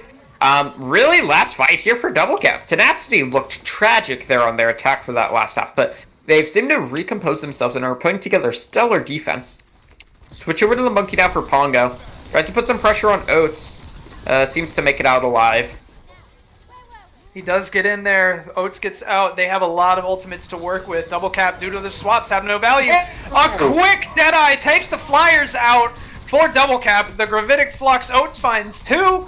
And Double Cap is not going to get anything done here on Eichenwald. We might see another map in this series. It looks like we're going to see at least one more. Can anybody get back up to the point? They will get Overtime does get triggered with doesn't Pongo. find anything, though. The barrage takes him down, but Tanakby takes Epic Shock in the drum. Frozen takes down Adifi, so that's going to prevent the res. Devon Mines res gets prevented as well from Oats. And Tenacity Just like Double Cap before them, living up to their namesake, being tenacious as they could be. 3-3 in this series, Joe. We're going to map 7. Play of the game.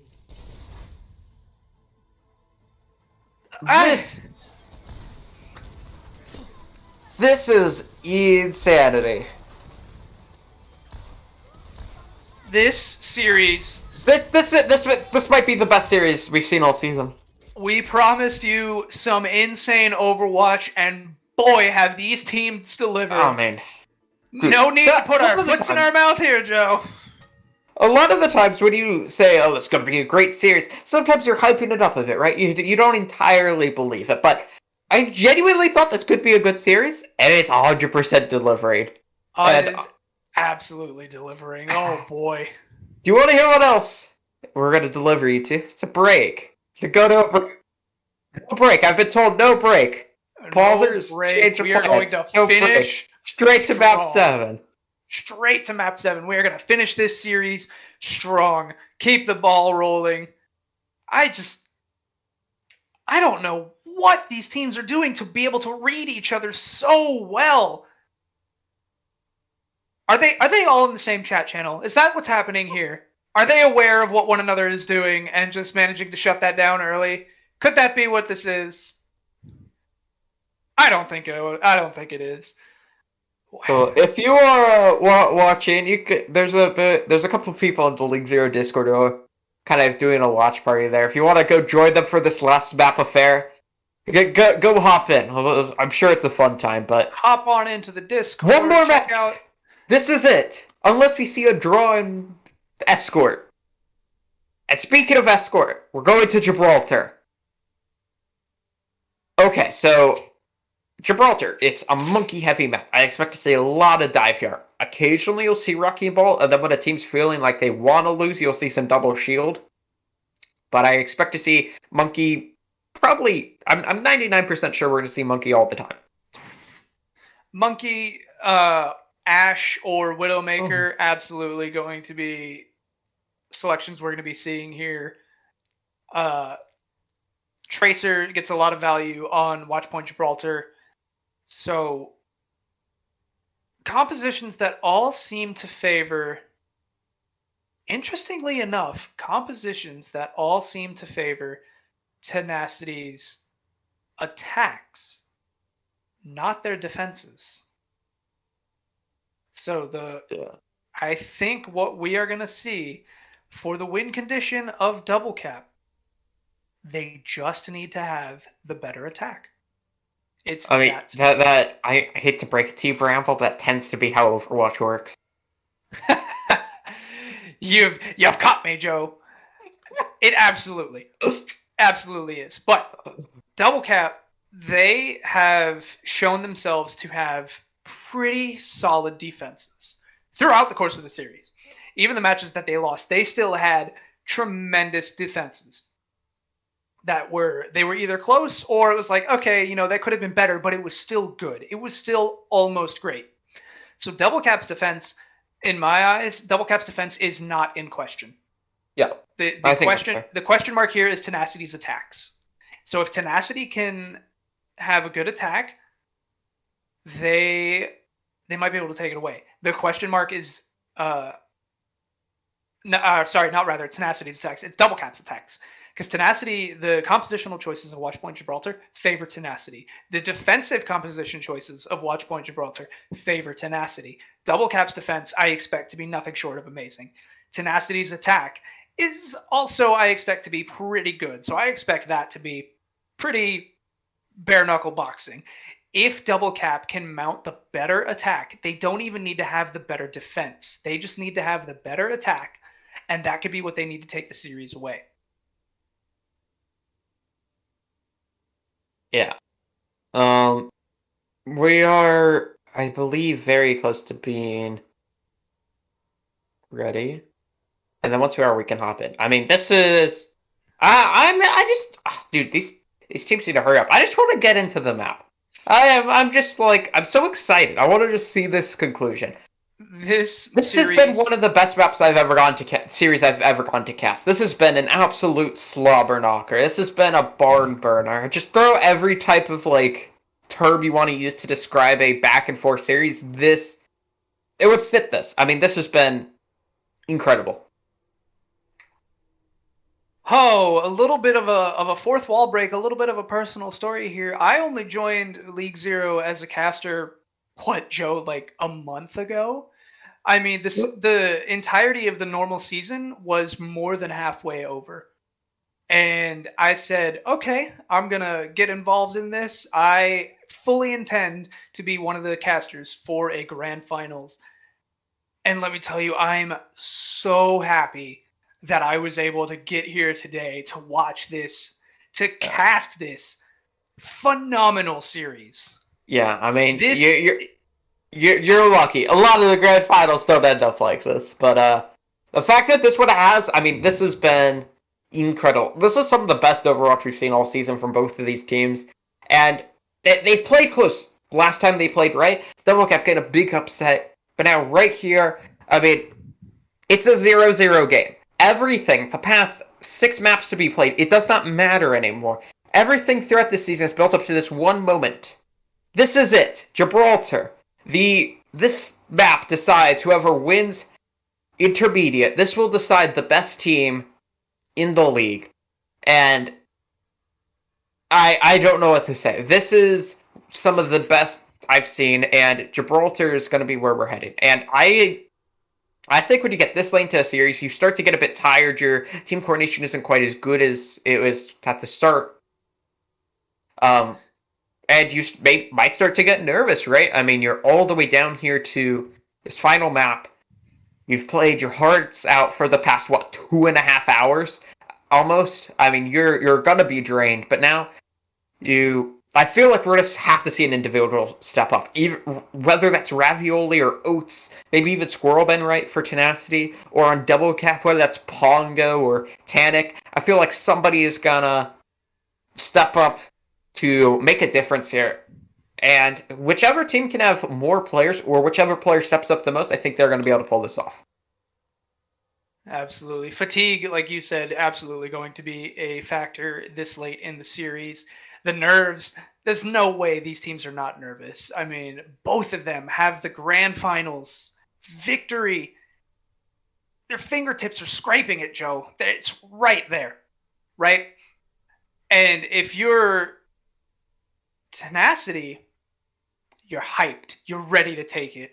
You've just tied up the series. You've proven that you have what it takes to stand up to Double Cap. And if you're Double Cap, those nerves are kicking in. You had a lead. You had a 3-2 lead. You could have taken it away, and you lost it. So the nerves are there for Double Cap. The nerves are there for Tenacity, because I don't think they've really been ahead in this series. They've done nothing but tie it up and catch up the whole time, So what are we going to see there? Watchpoint Gibraltar. This one, I had called before. It's going to be on Hanamura. I had called before that it was the supports. That's what was going to decide the factor. I was completely wrong, because Tanic's Torbjorn just took it away. Yeah. But on a map like Gibraltar, absolutely, you're going to see the DPS be the deciding factor here. And that's where we need to keep our eyes. I mean, I think it's going to come down to whoever has either the better sniper or the better flyer.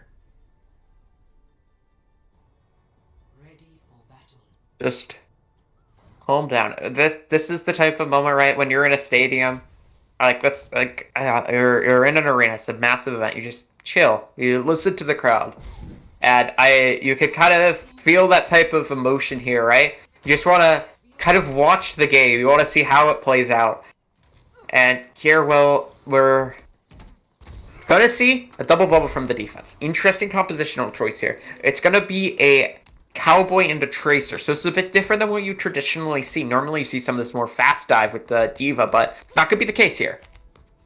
On the other side, though, we're going to see this more traditional dive comp. They're going to start on the symmetric teleport the support line, then they'll swap over probably onto a Tracer, possibly a Slumber, but I expect a Tracer, and there it is. So, yeah, these are the compositions that these teams feel best suited on to try to take this map. Yep, the Winston's trying to engage onto the teams, and Pongo finding the first blood onto Squirrelben. So now, Double Cap have the man advantage. They're going to continue to keep that payload moving, and they might be able to even get a little bit more of eliminations here. They can dictate the pacing of this fight. Adifi almost managing to get eliminated there, but he does get out with that Zarya bubble from Oats.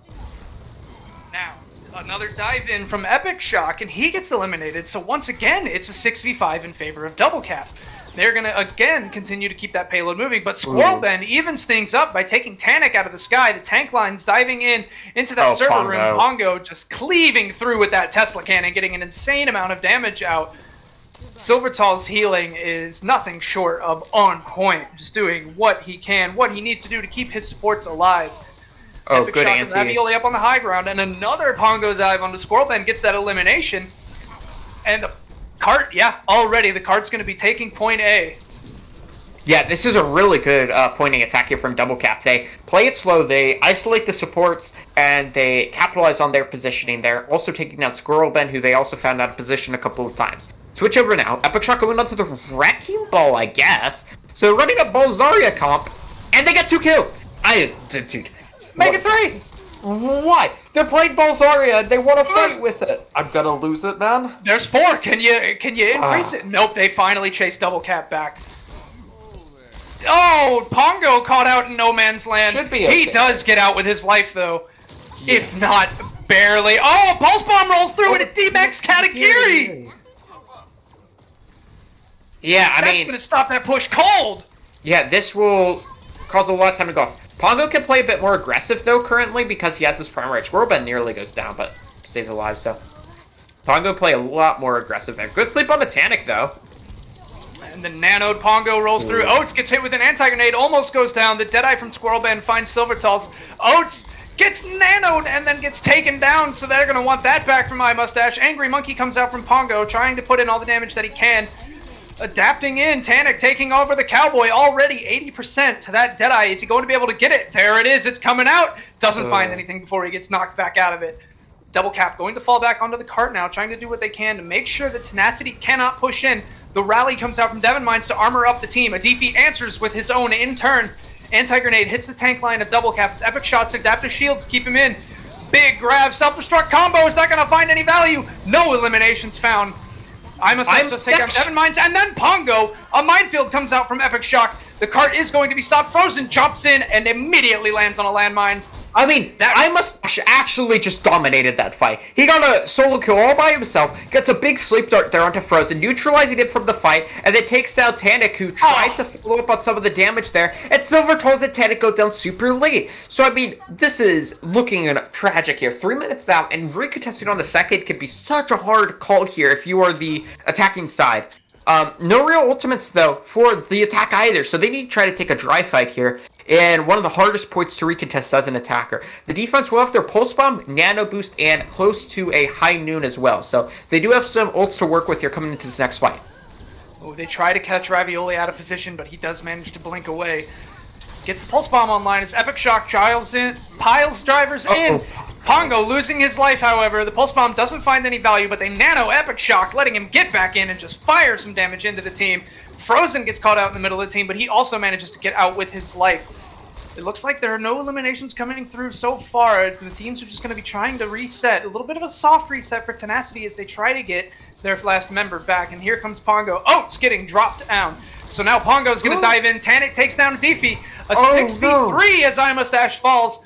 And now it's cleanup for Double Cap. They are getting the eliminations they need. They might be able to capture point B right here. It looks like they're going to go for a No, they're not going to go for a recontest. So they changed by Oats jumps off the map here. I assume he wants to swap. I don't know what happened there. Might have been a miscommunication there because Epic is now going in trying to stall out as well as Ravioli. Pulse Bomb finds 2 from Frozen, shuts them both down. Cart is only a meter away. iMustache, there's only so much as Zenyatta can do. Point B captured.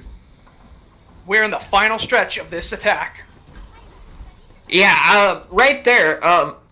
Frozen gets a Pulse Bomb stick there onto Adifi, and Adifi bashes onto the cart to try to stall and actually takes down Epic Shock because of it. So a bit of an unfortunate play there coming through, but next fight, we're going to see both tank ults here from Double Cap. They're going to have the duplicate as well. Both support ults nearly online, so they're going to have almost every ult in the game except their Pulse Bomb. On the other side, it's only the High Dune, and there it is.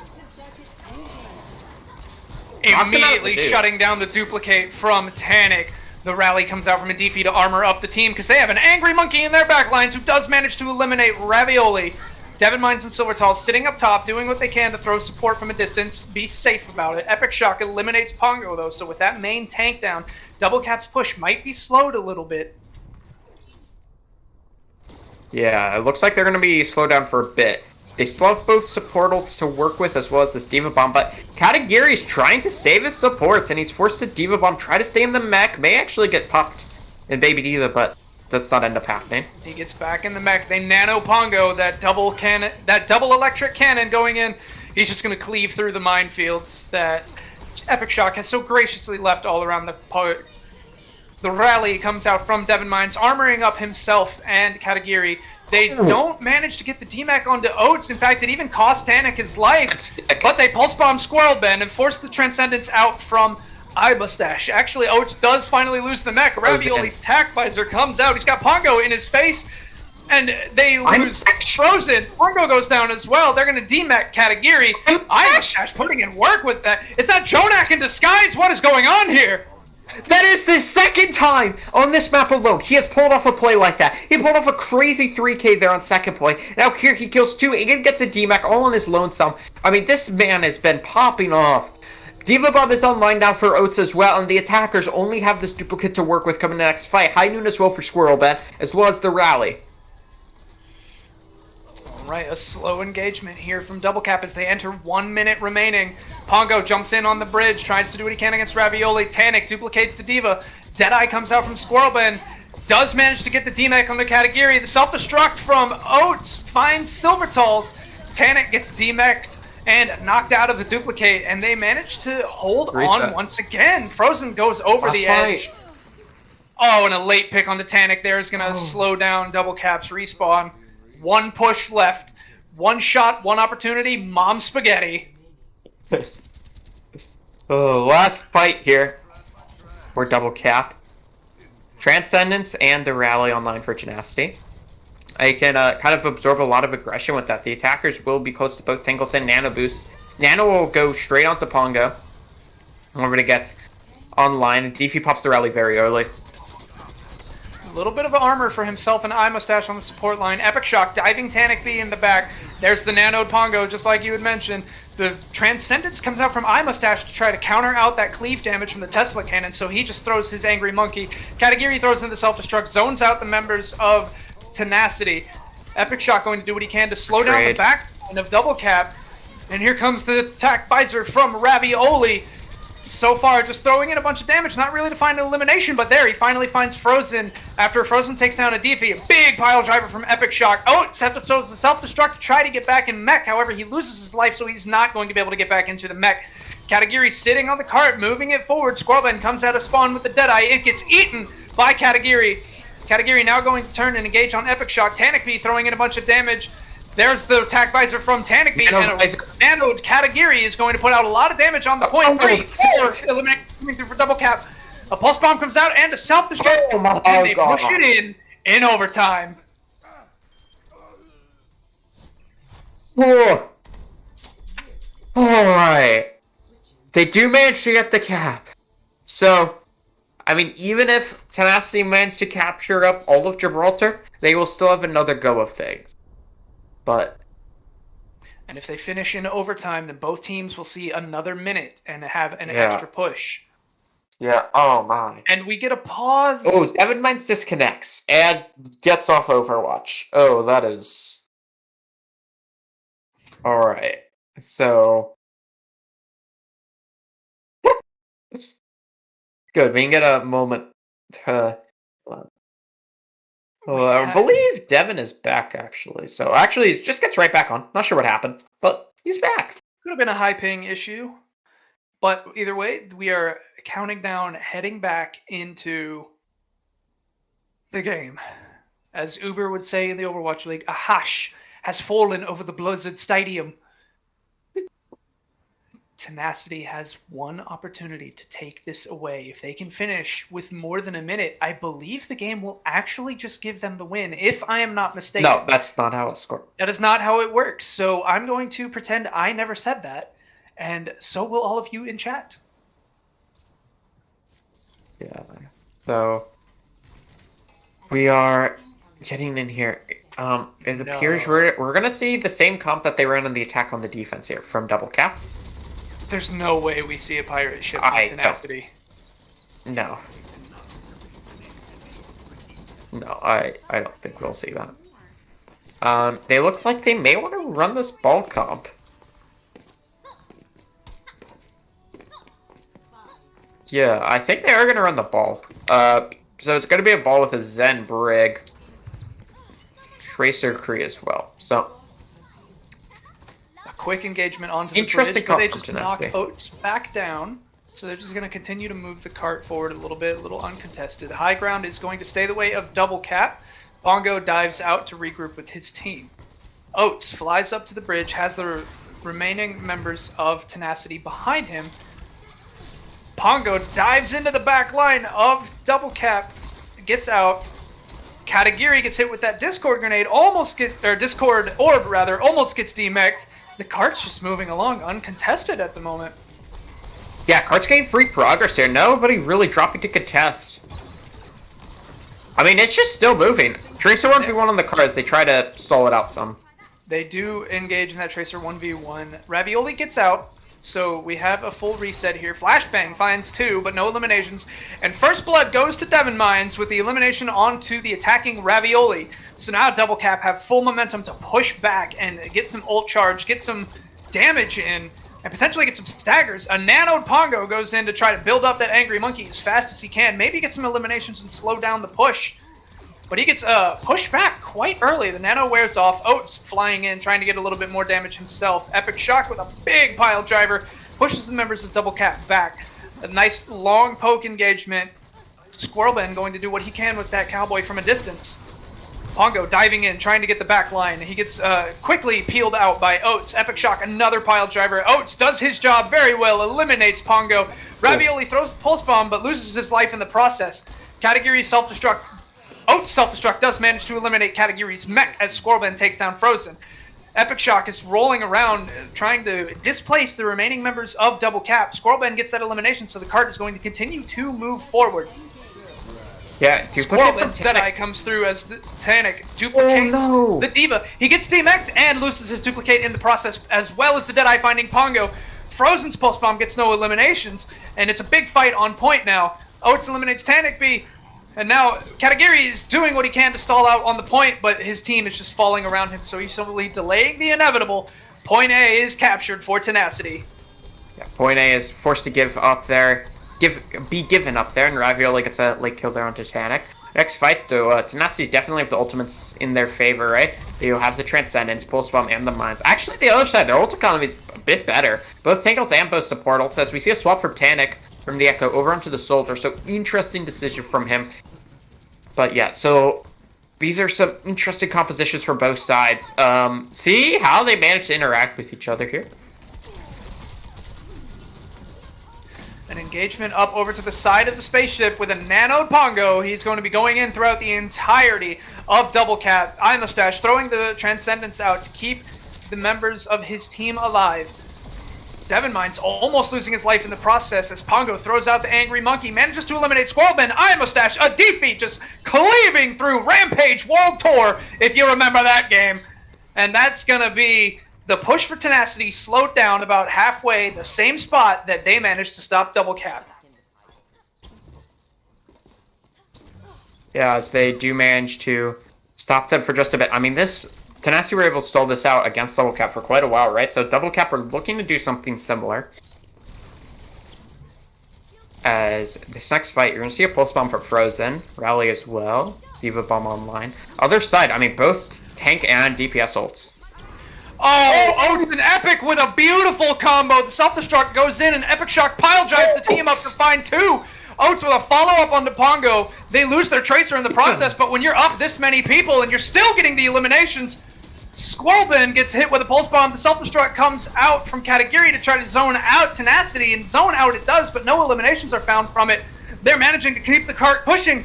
Pongo barely gets in time to continue to contest the cart, stop it from going in. Minefield comes up with Epic Shock. Devon Mines with the rally, and Tannic with Attack Visor. Katagiri eating Ravioli's pulse bomb, and the eliminations are now going to come through for Double Cap. They are doing everything that they can to stop this point B from being captured, and do everything they can indeed, because they do stop it, and with a late stagger onto Squirrelben. Oh, wow. They stop this out.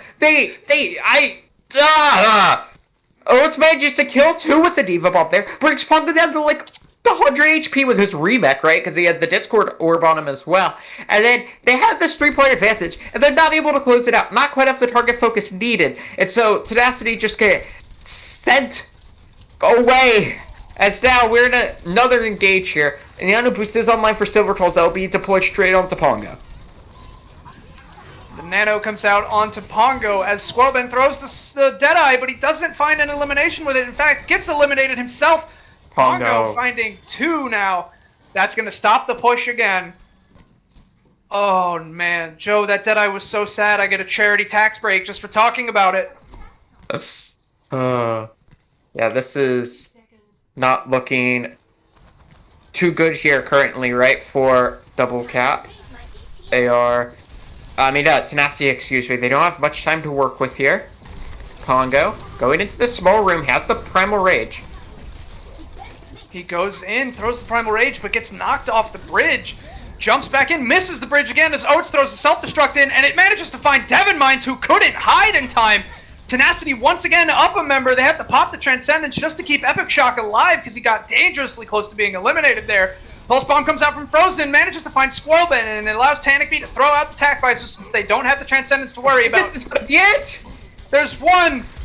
Epic Shock doing what he can to waste out the Attack Visor. Waste it out he does at the cost of his life. 10 seconds remaining as Tenacity continues to fall. They're going to have to mount in a miracle defense right here. Are they going to be able to do it? Ironstash and Nadifi. The support lines find an elimination. Jump onto the cart. They are going to trigger overtime, but they fall. Ravioli's going to have to sprint to the cart with the legs to try to get overtime to keep going. It's Epic Shock who makes it. He drops the mines. He's got Pongo, Devon Mines, and Tannic to worry about. Can he get the eliminations? Devon Mines' rally is going to almost certainly secure this series for Double Cap. The self-destruct from Katagiri is the exclamation point at the end of the sentence. Double Cap are your intermediate division champions in League Zero. Wow! Holy! I am scared to take my pulse right now. They have done it. I'm gonna get a noise complaint for this, but I don't care.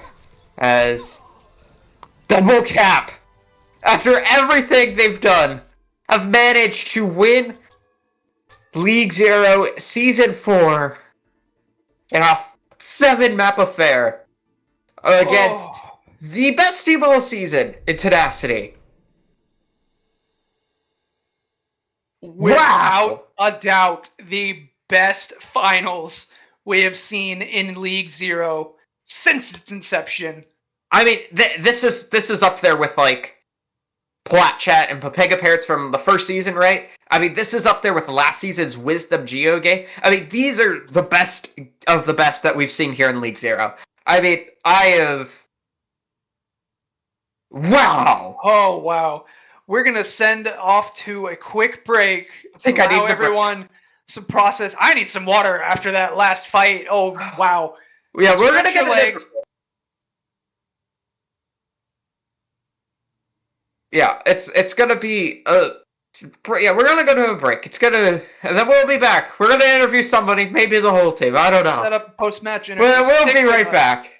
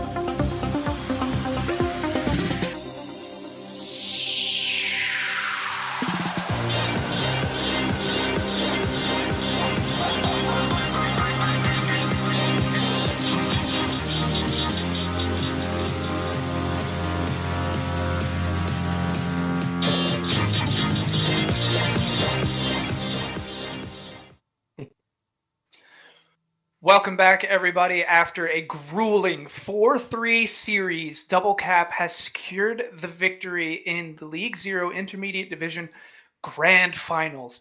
We have here with us Ranter, the manager of Double Cap. Ranter, big congratulations. How do you feel? I don't know how to feel. I'm going through a lot right now. Cause okay, Jim is historically our worst map, and everybody was like, pick Jim, pick Jim. I'm like, are you sure? Are you... So going in, I was like, you know what? It's their team. I may be the manager, but they want it. Screw it, and it worked, I guess. I'm wild emotions right now. I mean, yeah. What? Okay, so this may be a bit hard to remember, but back on Hanamura, Tenacity and Aiken, well, Tenacity did a wee bit of tomfoolery. So you want to throw back the permafrost? Right? We could go there, but that's not exactly what I was gonna say. Okay. But yeah, what's that? What was worse, that C9 or the GRD C9 from Toker? Oh, definitely the GRC line with Toker. That Shit was like, okay. The difference was, okay, we won the map here, right? But that didn't decide the grand, if that makes sense. That shit decided the grand finals. And I died first. I was the first one dead in that fight, and we still won on that grand. Okay, good. Just to clarify that. But the question I was gonna ask was, were you like, was it? How did Double Cap react to the fact that Tenacity failed the touch the point challenge? Oh, they said they were afraid because I gave them like a little bit of a hype motivational speech, and I said they're afraid because we're playing our game, and like on Hanamura, they played a comp on their defense that they had never touched. I swear to God, I've never seen them in the series play that. And I was like, okay, they're afraid of our comps, so they're counter comping us really hard. So I said they were afraid, and then Pongo literally in the call was like, God, they really are afraid. They C9 so hard. So, what sort of preparations, what sort of hype up speeches were you giving to your team to prepare them? And did you have anything to prepare them for the longest series that we've seen this season? I mean, I was just trying to keep their morale up, trying to, keep the energy going, but I haven't been here the whole week because I'm an Ida refugee. I'm in my new apartment in my college right now, so I haven't been here the whole week until Friday, last scrim. So it's kind of hard to keep in touch when you have no internet, no signal with your team. So you're just trying to hope for the best and hope your management, like Kern and Platt, can do it. But it's been pretty nice though. I got back to them on Friday. I started trying to give them the best info I could. Shout out to the powerhouse coaches as well that came to help, and all the other coaches. They were huge. Like Kern helped us a lot this season. Clay Machine helped us a lot this season. Bo Real helped us a lot this season. Clear helped us a lot this season. A lot of people were helping us this season, and I can't just take all the credit for it. Like it was definitely a team effort in this. Very, very humble, very respectable. So I guess the best question that I can come up with now is, what are you guys gonna do now? You're the grand final. You're the intermediate division champions. I guess Ego, the other managers, got at the start of the season. I said they're all trash, and then I barely won the. The quote right there: "We won the draft." Hey, we did win the draft. We won the league. We won League Zero. So I may have memed on you a couple times for saying you won the draft, but I mean, like, I guess you're right. Hey, I did say in my application, staff can quote this. I did say my main goal in L0 was constant improvement. I didn't care if we win or lose, as long as he kept constantly improving. And then I don't know. I think we definitely did that if we won the grands. Yeah. So is there any more, or you want to move in my team? I think we can move in the team. Let's get the team in here. Yeah, I definitely can. Let me start moving them in. So I'm only gonna move in the main people. Here comes the team. Let's get Corey in here. Corey in the house. I think I'm the first one to make that joke. Let's get Kata in here. Let's get Gino in here. Let's get head coach. Let's get head coach Kearney. Let's get Clay in. If I can even move Clay. Tragic. Yeah, I have to go one by one because it's being cringe right now. Frozen. I'm in here. There you go. Sub team. Dude, There you go. dude, That's it. That's all I need. There you go. Hey, Welcome, grand final champions, double cap. How do you guys feel right now? Honestly, I'm Good. calm as hell. Yeah, me too. You guys are No really sweat. No See, sweat. I was nervous and having breakdowns with y'all and being hyped, and now we're just calm. I'm hungry. I'm eating a single Dude, food. I can't eat dinner as well. I have something very important to ask the team. How does it Yeah. feel to give a man from Ohio a League Zero championship? That's a W. Wait, Shit, we gave Zoom Hey, that's a W. Because it's like we have like 8 other players and coaches, right? So that's it counteracts. yeah. Oh, We gave Eugene one. That's an even worse. That's Wait, not we my can name. Severing. Wait, did he Severing? No. I'm not Eugene. I'm sick of this bit. Wait, guys, it's even worse. He gave the Tokyo support line a championship too. Oh, damn it! The snail man reigns supreme, baby. There are a lot of two-timers on this team, though. Yeah, Yeah. that's a lot. yeah. Wait, Corey, you got yourself a championship. You Let's said you wanted to go. win. There you go. Yeah. We can tell from We your got- everything how excited you are. We got Pongo Yeah. one as well. Yeah. Yeah, can I bet everyone, Perms? Pongo's redemption arc from being banned season 2 because he was like 5 SR over the limit and he was quote-unquote smurfing to now Man, winning. this is also my redemption arc because I left Smurf if you DC. suck. Man, I left DC in season 2, and then I came back and it's like won y'all fucking championship. No, Okay. the real redemption arc. We won on Gibraltar. That's so True, weird. that is true. That is true. We didn't win a Holly though. Hey We man. didn't win a Holly. Tanic threatening Branter's life mid-map? What? Not mid-map, between maps. What? Panic is still What did I? Yeah, Tanning is kind of the We goat. should probably let the It's still casters. defeated Man, on tour. Yeah. this team homophobically slurs at me all the time. What? I have never. Hey, literally, like whoa, 80% of the whoa, team is gay. Does it even count? Yeah, literally everyone on the team fucking Yes, dick it counts. That doesn't happen. That doesn't happen. Hold on. Yeah, you guys act like it happens, like the snail man not being real. Hey, all I gotta say is we gaslit No. Frozen into it. Hey, let's No. let the casters like ask questions or whatever. So That's enough, Master. appreciated, very much appreciated. So Master says something smart. Challenge success. That's first enough. question, first I guess actual question that I have for you guys. If there was an MVP of the team, somebody that you think is the one that got you through this series, somebody that got the eliminations that they needed, kept the team in the fights, kept the attention where it needed to be, who among you is worthy of MVP of the grand final? is MVP. Are we gonna Seriously. go one by one? Or are we just gonna? I was gonna say we should probably organize this somehow. Let's just go through the order that we have here. Let's go in order of role to make it so it makes sense. Let's Coach answer. first. Let's have the Name check. DPS answer first, then the Oh. tanks, and the Bastard. supports. Okay. And then Ranter can answer at the end. Nah, Okay. trigger. So Tannic. My turn? I'll go first. I'm Frozen. DPS talk. Okay, Frozen, you go. Yeah. Okay, Yeah, you're captain. well, You go. well, you know who's my number one pick for MVP and sort of the best player in the entire league? Krufon Mintech actually MTT'd Zoom, and Zoom is Real? the second best player in the league. Okay, my Tanic. turn. You give it to someone on our team, you freak. I'm gonna say this. It's not in the game. It's what out of the game. Kernmaster, like after every single map, would just get loud hypers up before the map. It was so nice. Bro, that man screamed. Actually, Yeah. focus I and will. mentally boom, especially after Hollywood and Riotto. Yeah. Okay, tanks. What do you have? No, I got myself. Fuck all y'all. Bro, I played out of my mind almost the entire series. Like, You I don't give a fuck. Beast mode. Yeah, I'm gonna have to agree with Pongo here. That first shatter just kind of Oh my god. started it all. Man, that should have Oh, Busan that's hit powerful. That's powerful. really annoying. Shatter, bro. Shatter. Fight 6-man shatter. That's Yeah, power, that's son. power.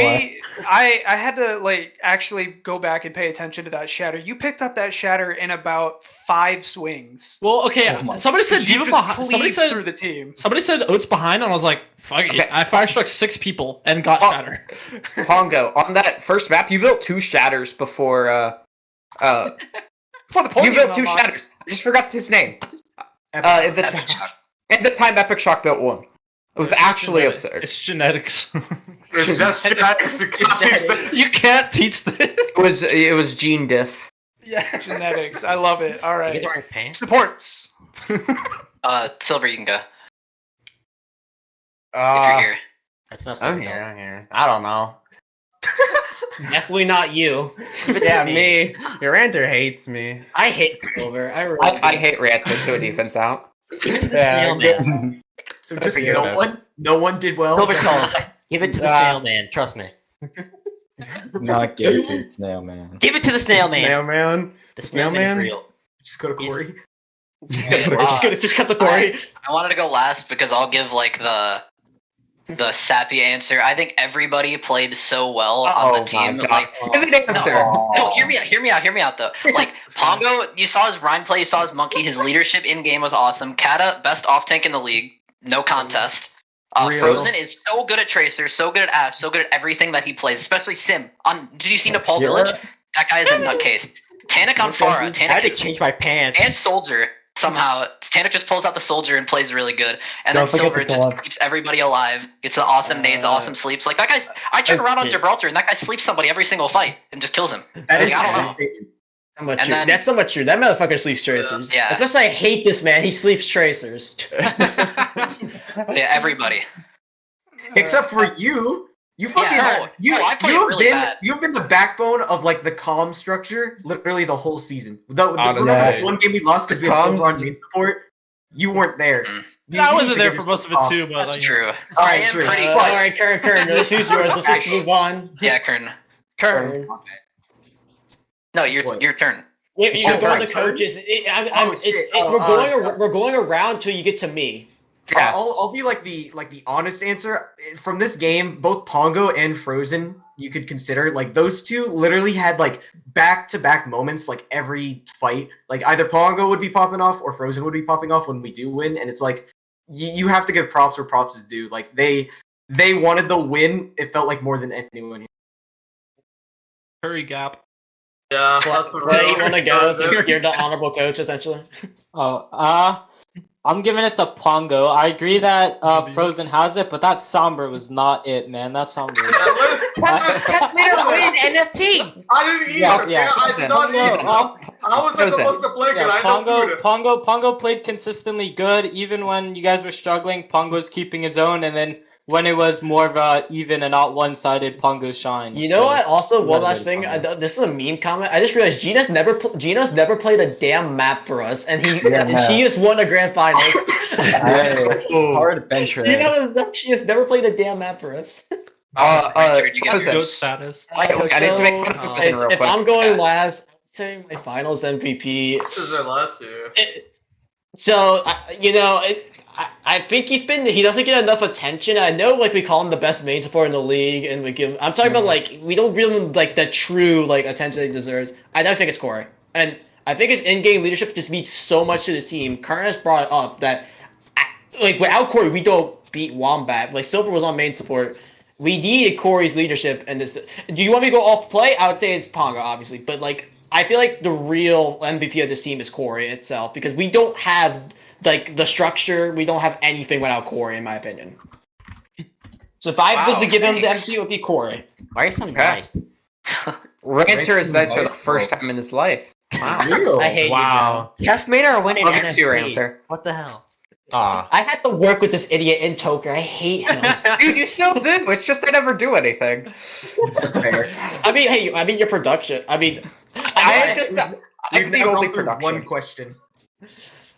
One question takes a lot when you have more than one All I'm gonna person. say is, me and Joe, if we ever have to cast seriously together, we're just gonna flame each other the whole time. That's fair. Whenever I cast with Zoom, it's like I occasionally just make fun of him for being from Ohio. It's very funny. Real. Like, Zoom's from Ohio?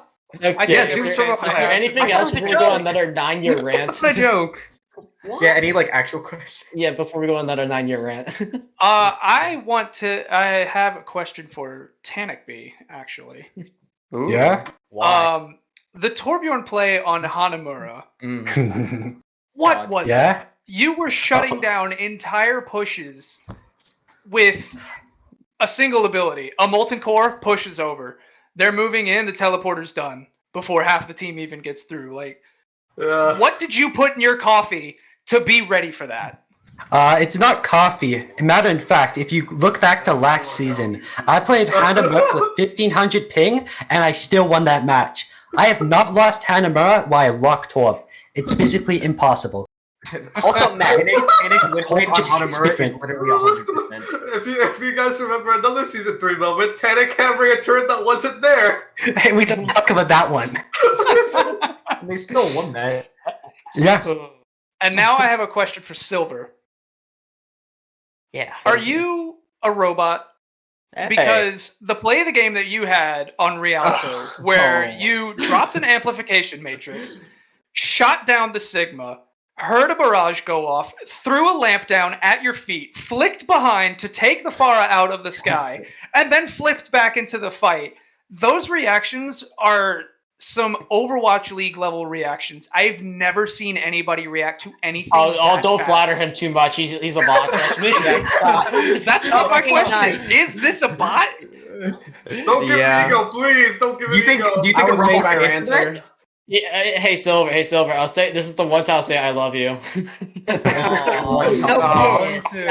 Wholesome. No, I'm not kissing him. He's weird. You'll kiss me, right? I will. Joe, No way. Joe, do you have anything left for our intermediate champions? No, I'm just very disappointed that you let Zoom win a League Zero championship. I am very too. disappointed. I'm I could go back to being toxic again. I could definitely say, hey, I was the best manager this season, and I had to force an expansion draft, and I still won the league. You did win the draft. I did win the draft. Absolutely nothing there. I will say though, some of the managers did step up towards the end. Like know, Drowsy was always pretty consistent this season. Tyler was good. Callus, we used to beat on Callus, but Callus actually didn't have that bad of recovery in the season. I definitely think the manager stepped up towards the end. They made a third place team. I mean that went from a blown up nothing team with almost. 2 people left. I just gotta make up for the insult of the managers because I had to humble myself after winning. Not Chef Zombie though. That man literally had to get a Smurf just to get him out of his manager seat. Then he went to resign, and he was like, "Nah, I'm not resigning. I'm just be a scumbag." Yeah, he has to go out with a bang, as they say. Yeah, the bang. Yeah. I think we're done here. I don't think we have anything else to release. You want to talk about going out with a bang? A 7-map series, double cap, always managing to stay a step ahead of Tenacity. Again, you guys, congratulations. Head off to Disneyland, celebrate. For everyone who's watching, thank you for sticking with us for the long haul. 3-hour series, absolutely insane. Make sure you hit that follow button and keep in touch with League Zero to follow up on the Novice and Advanced Division Grand Finals that'll be coming to you, I believe, next weekend. Yeah, next weekend. It'll be on, I believe, Friday and Saturday. Friday and Saturday. It's when the games will be. I might be casting them. I don't know. But yeah, you might get to see more of the pantry. I know I can never get enough of it. Until then, I am Bramblebush. This has been Joe Razor. Thank you for sticking with us. We will see you for the next Grand Finals next week. Bye.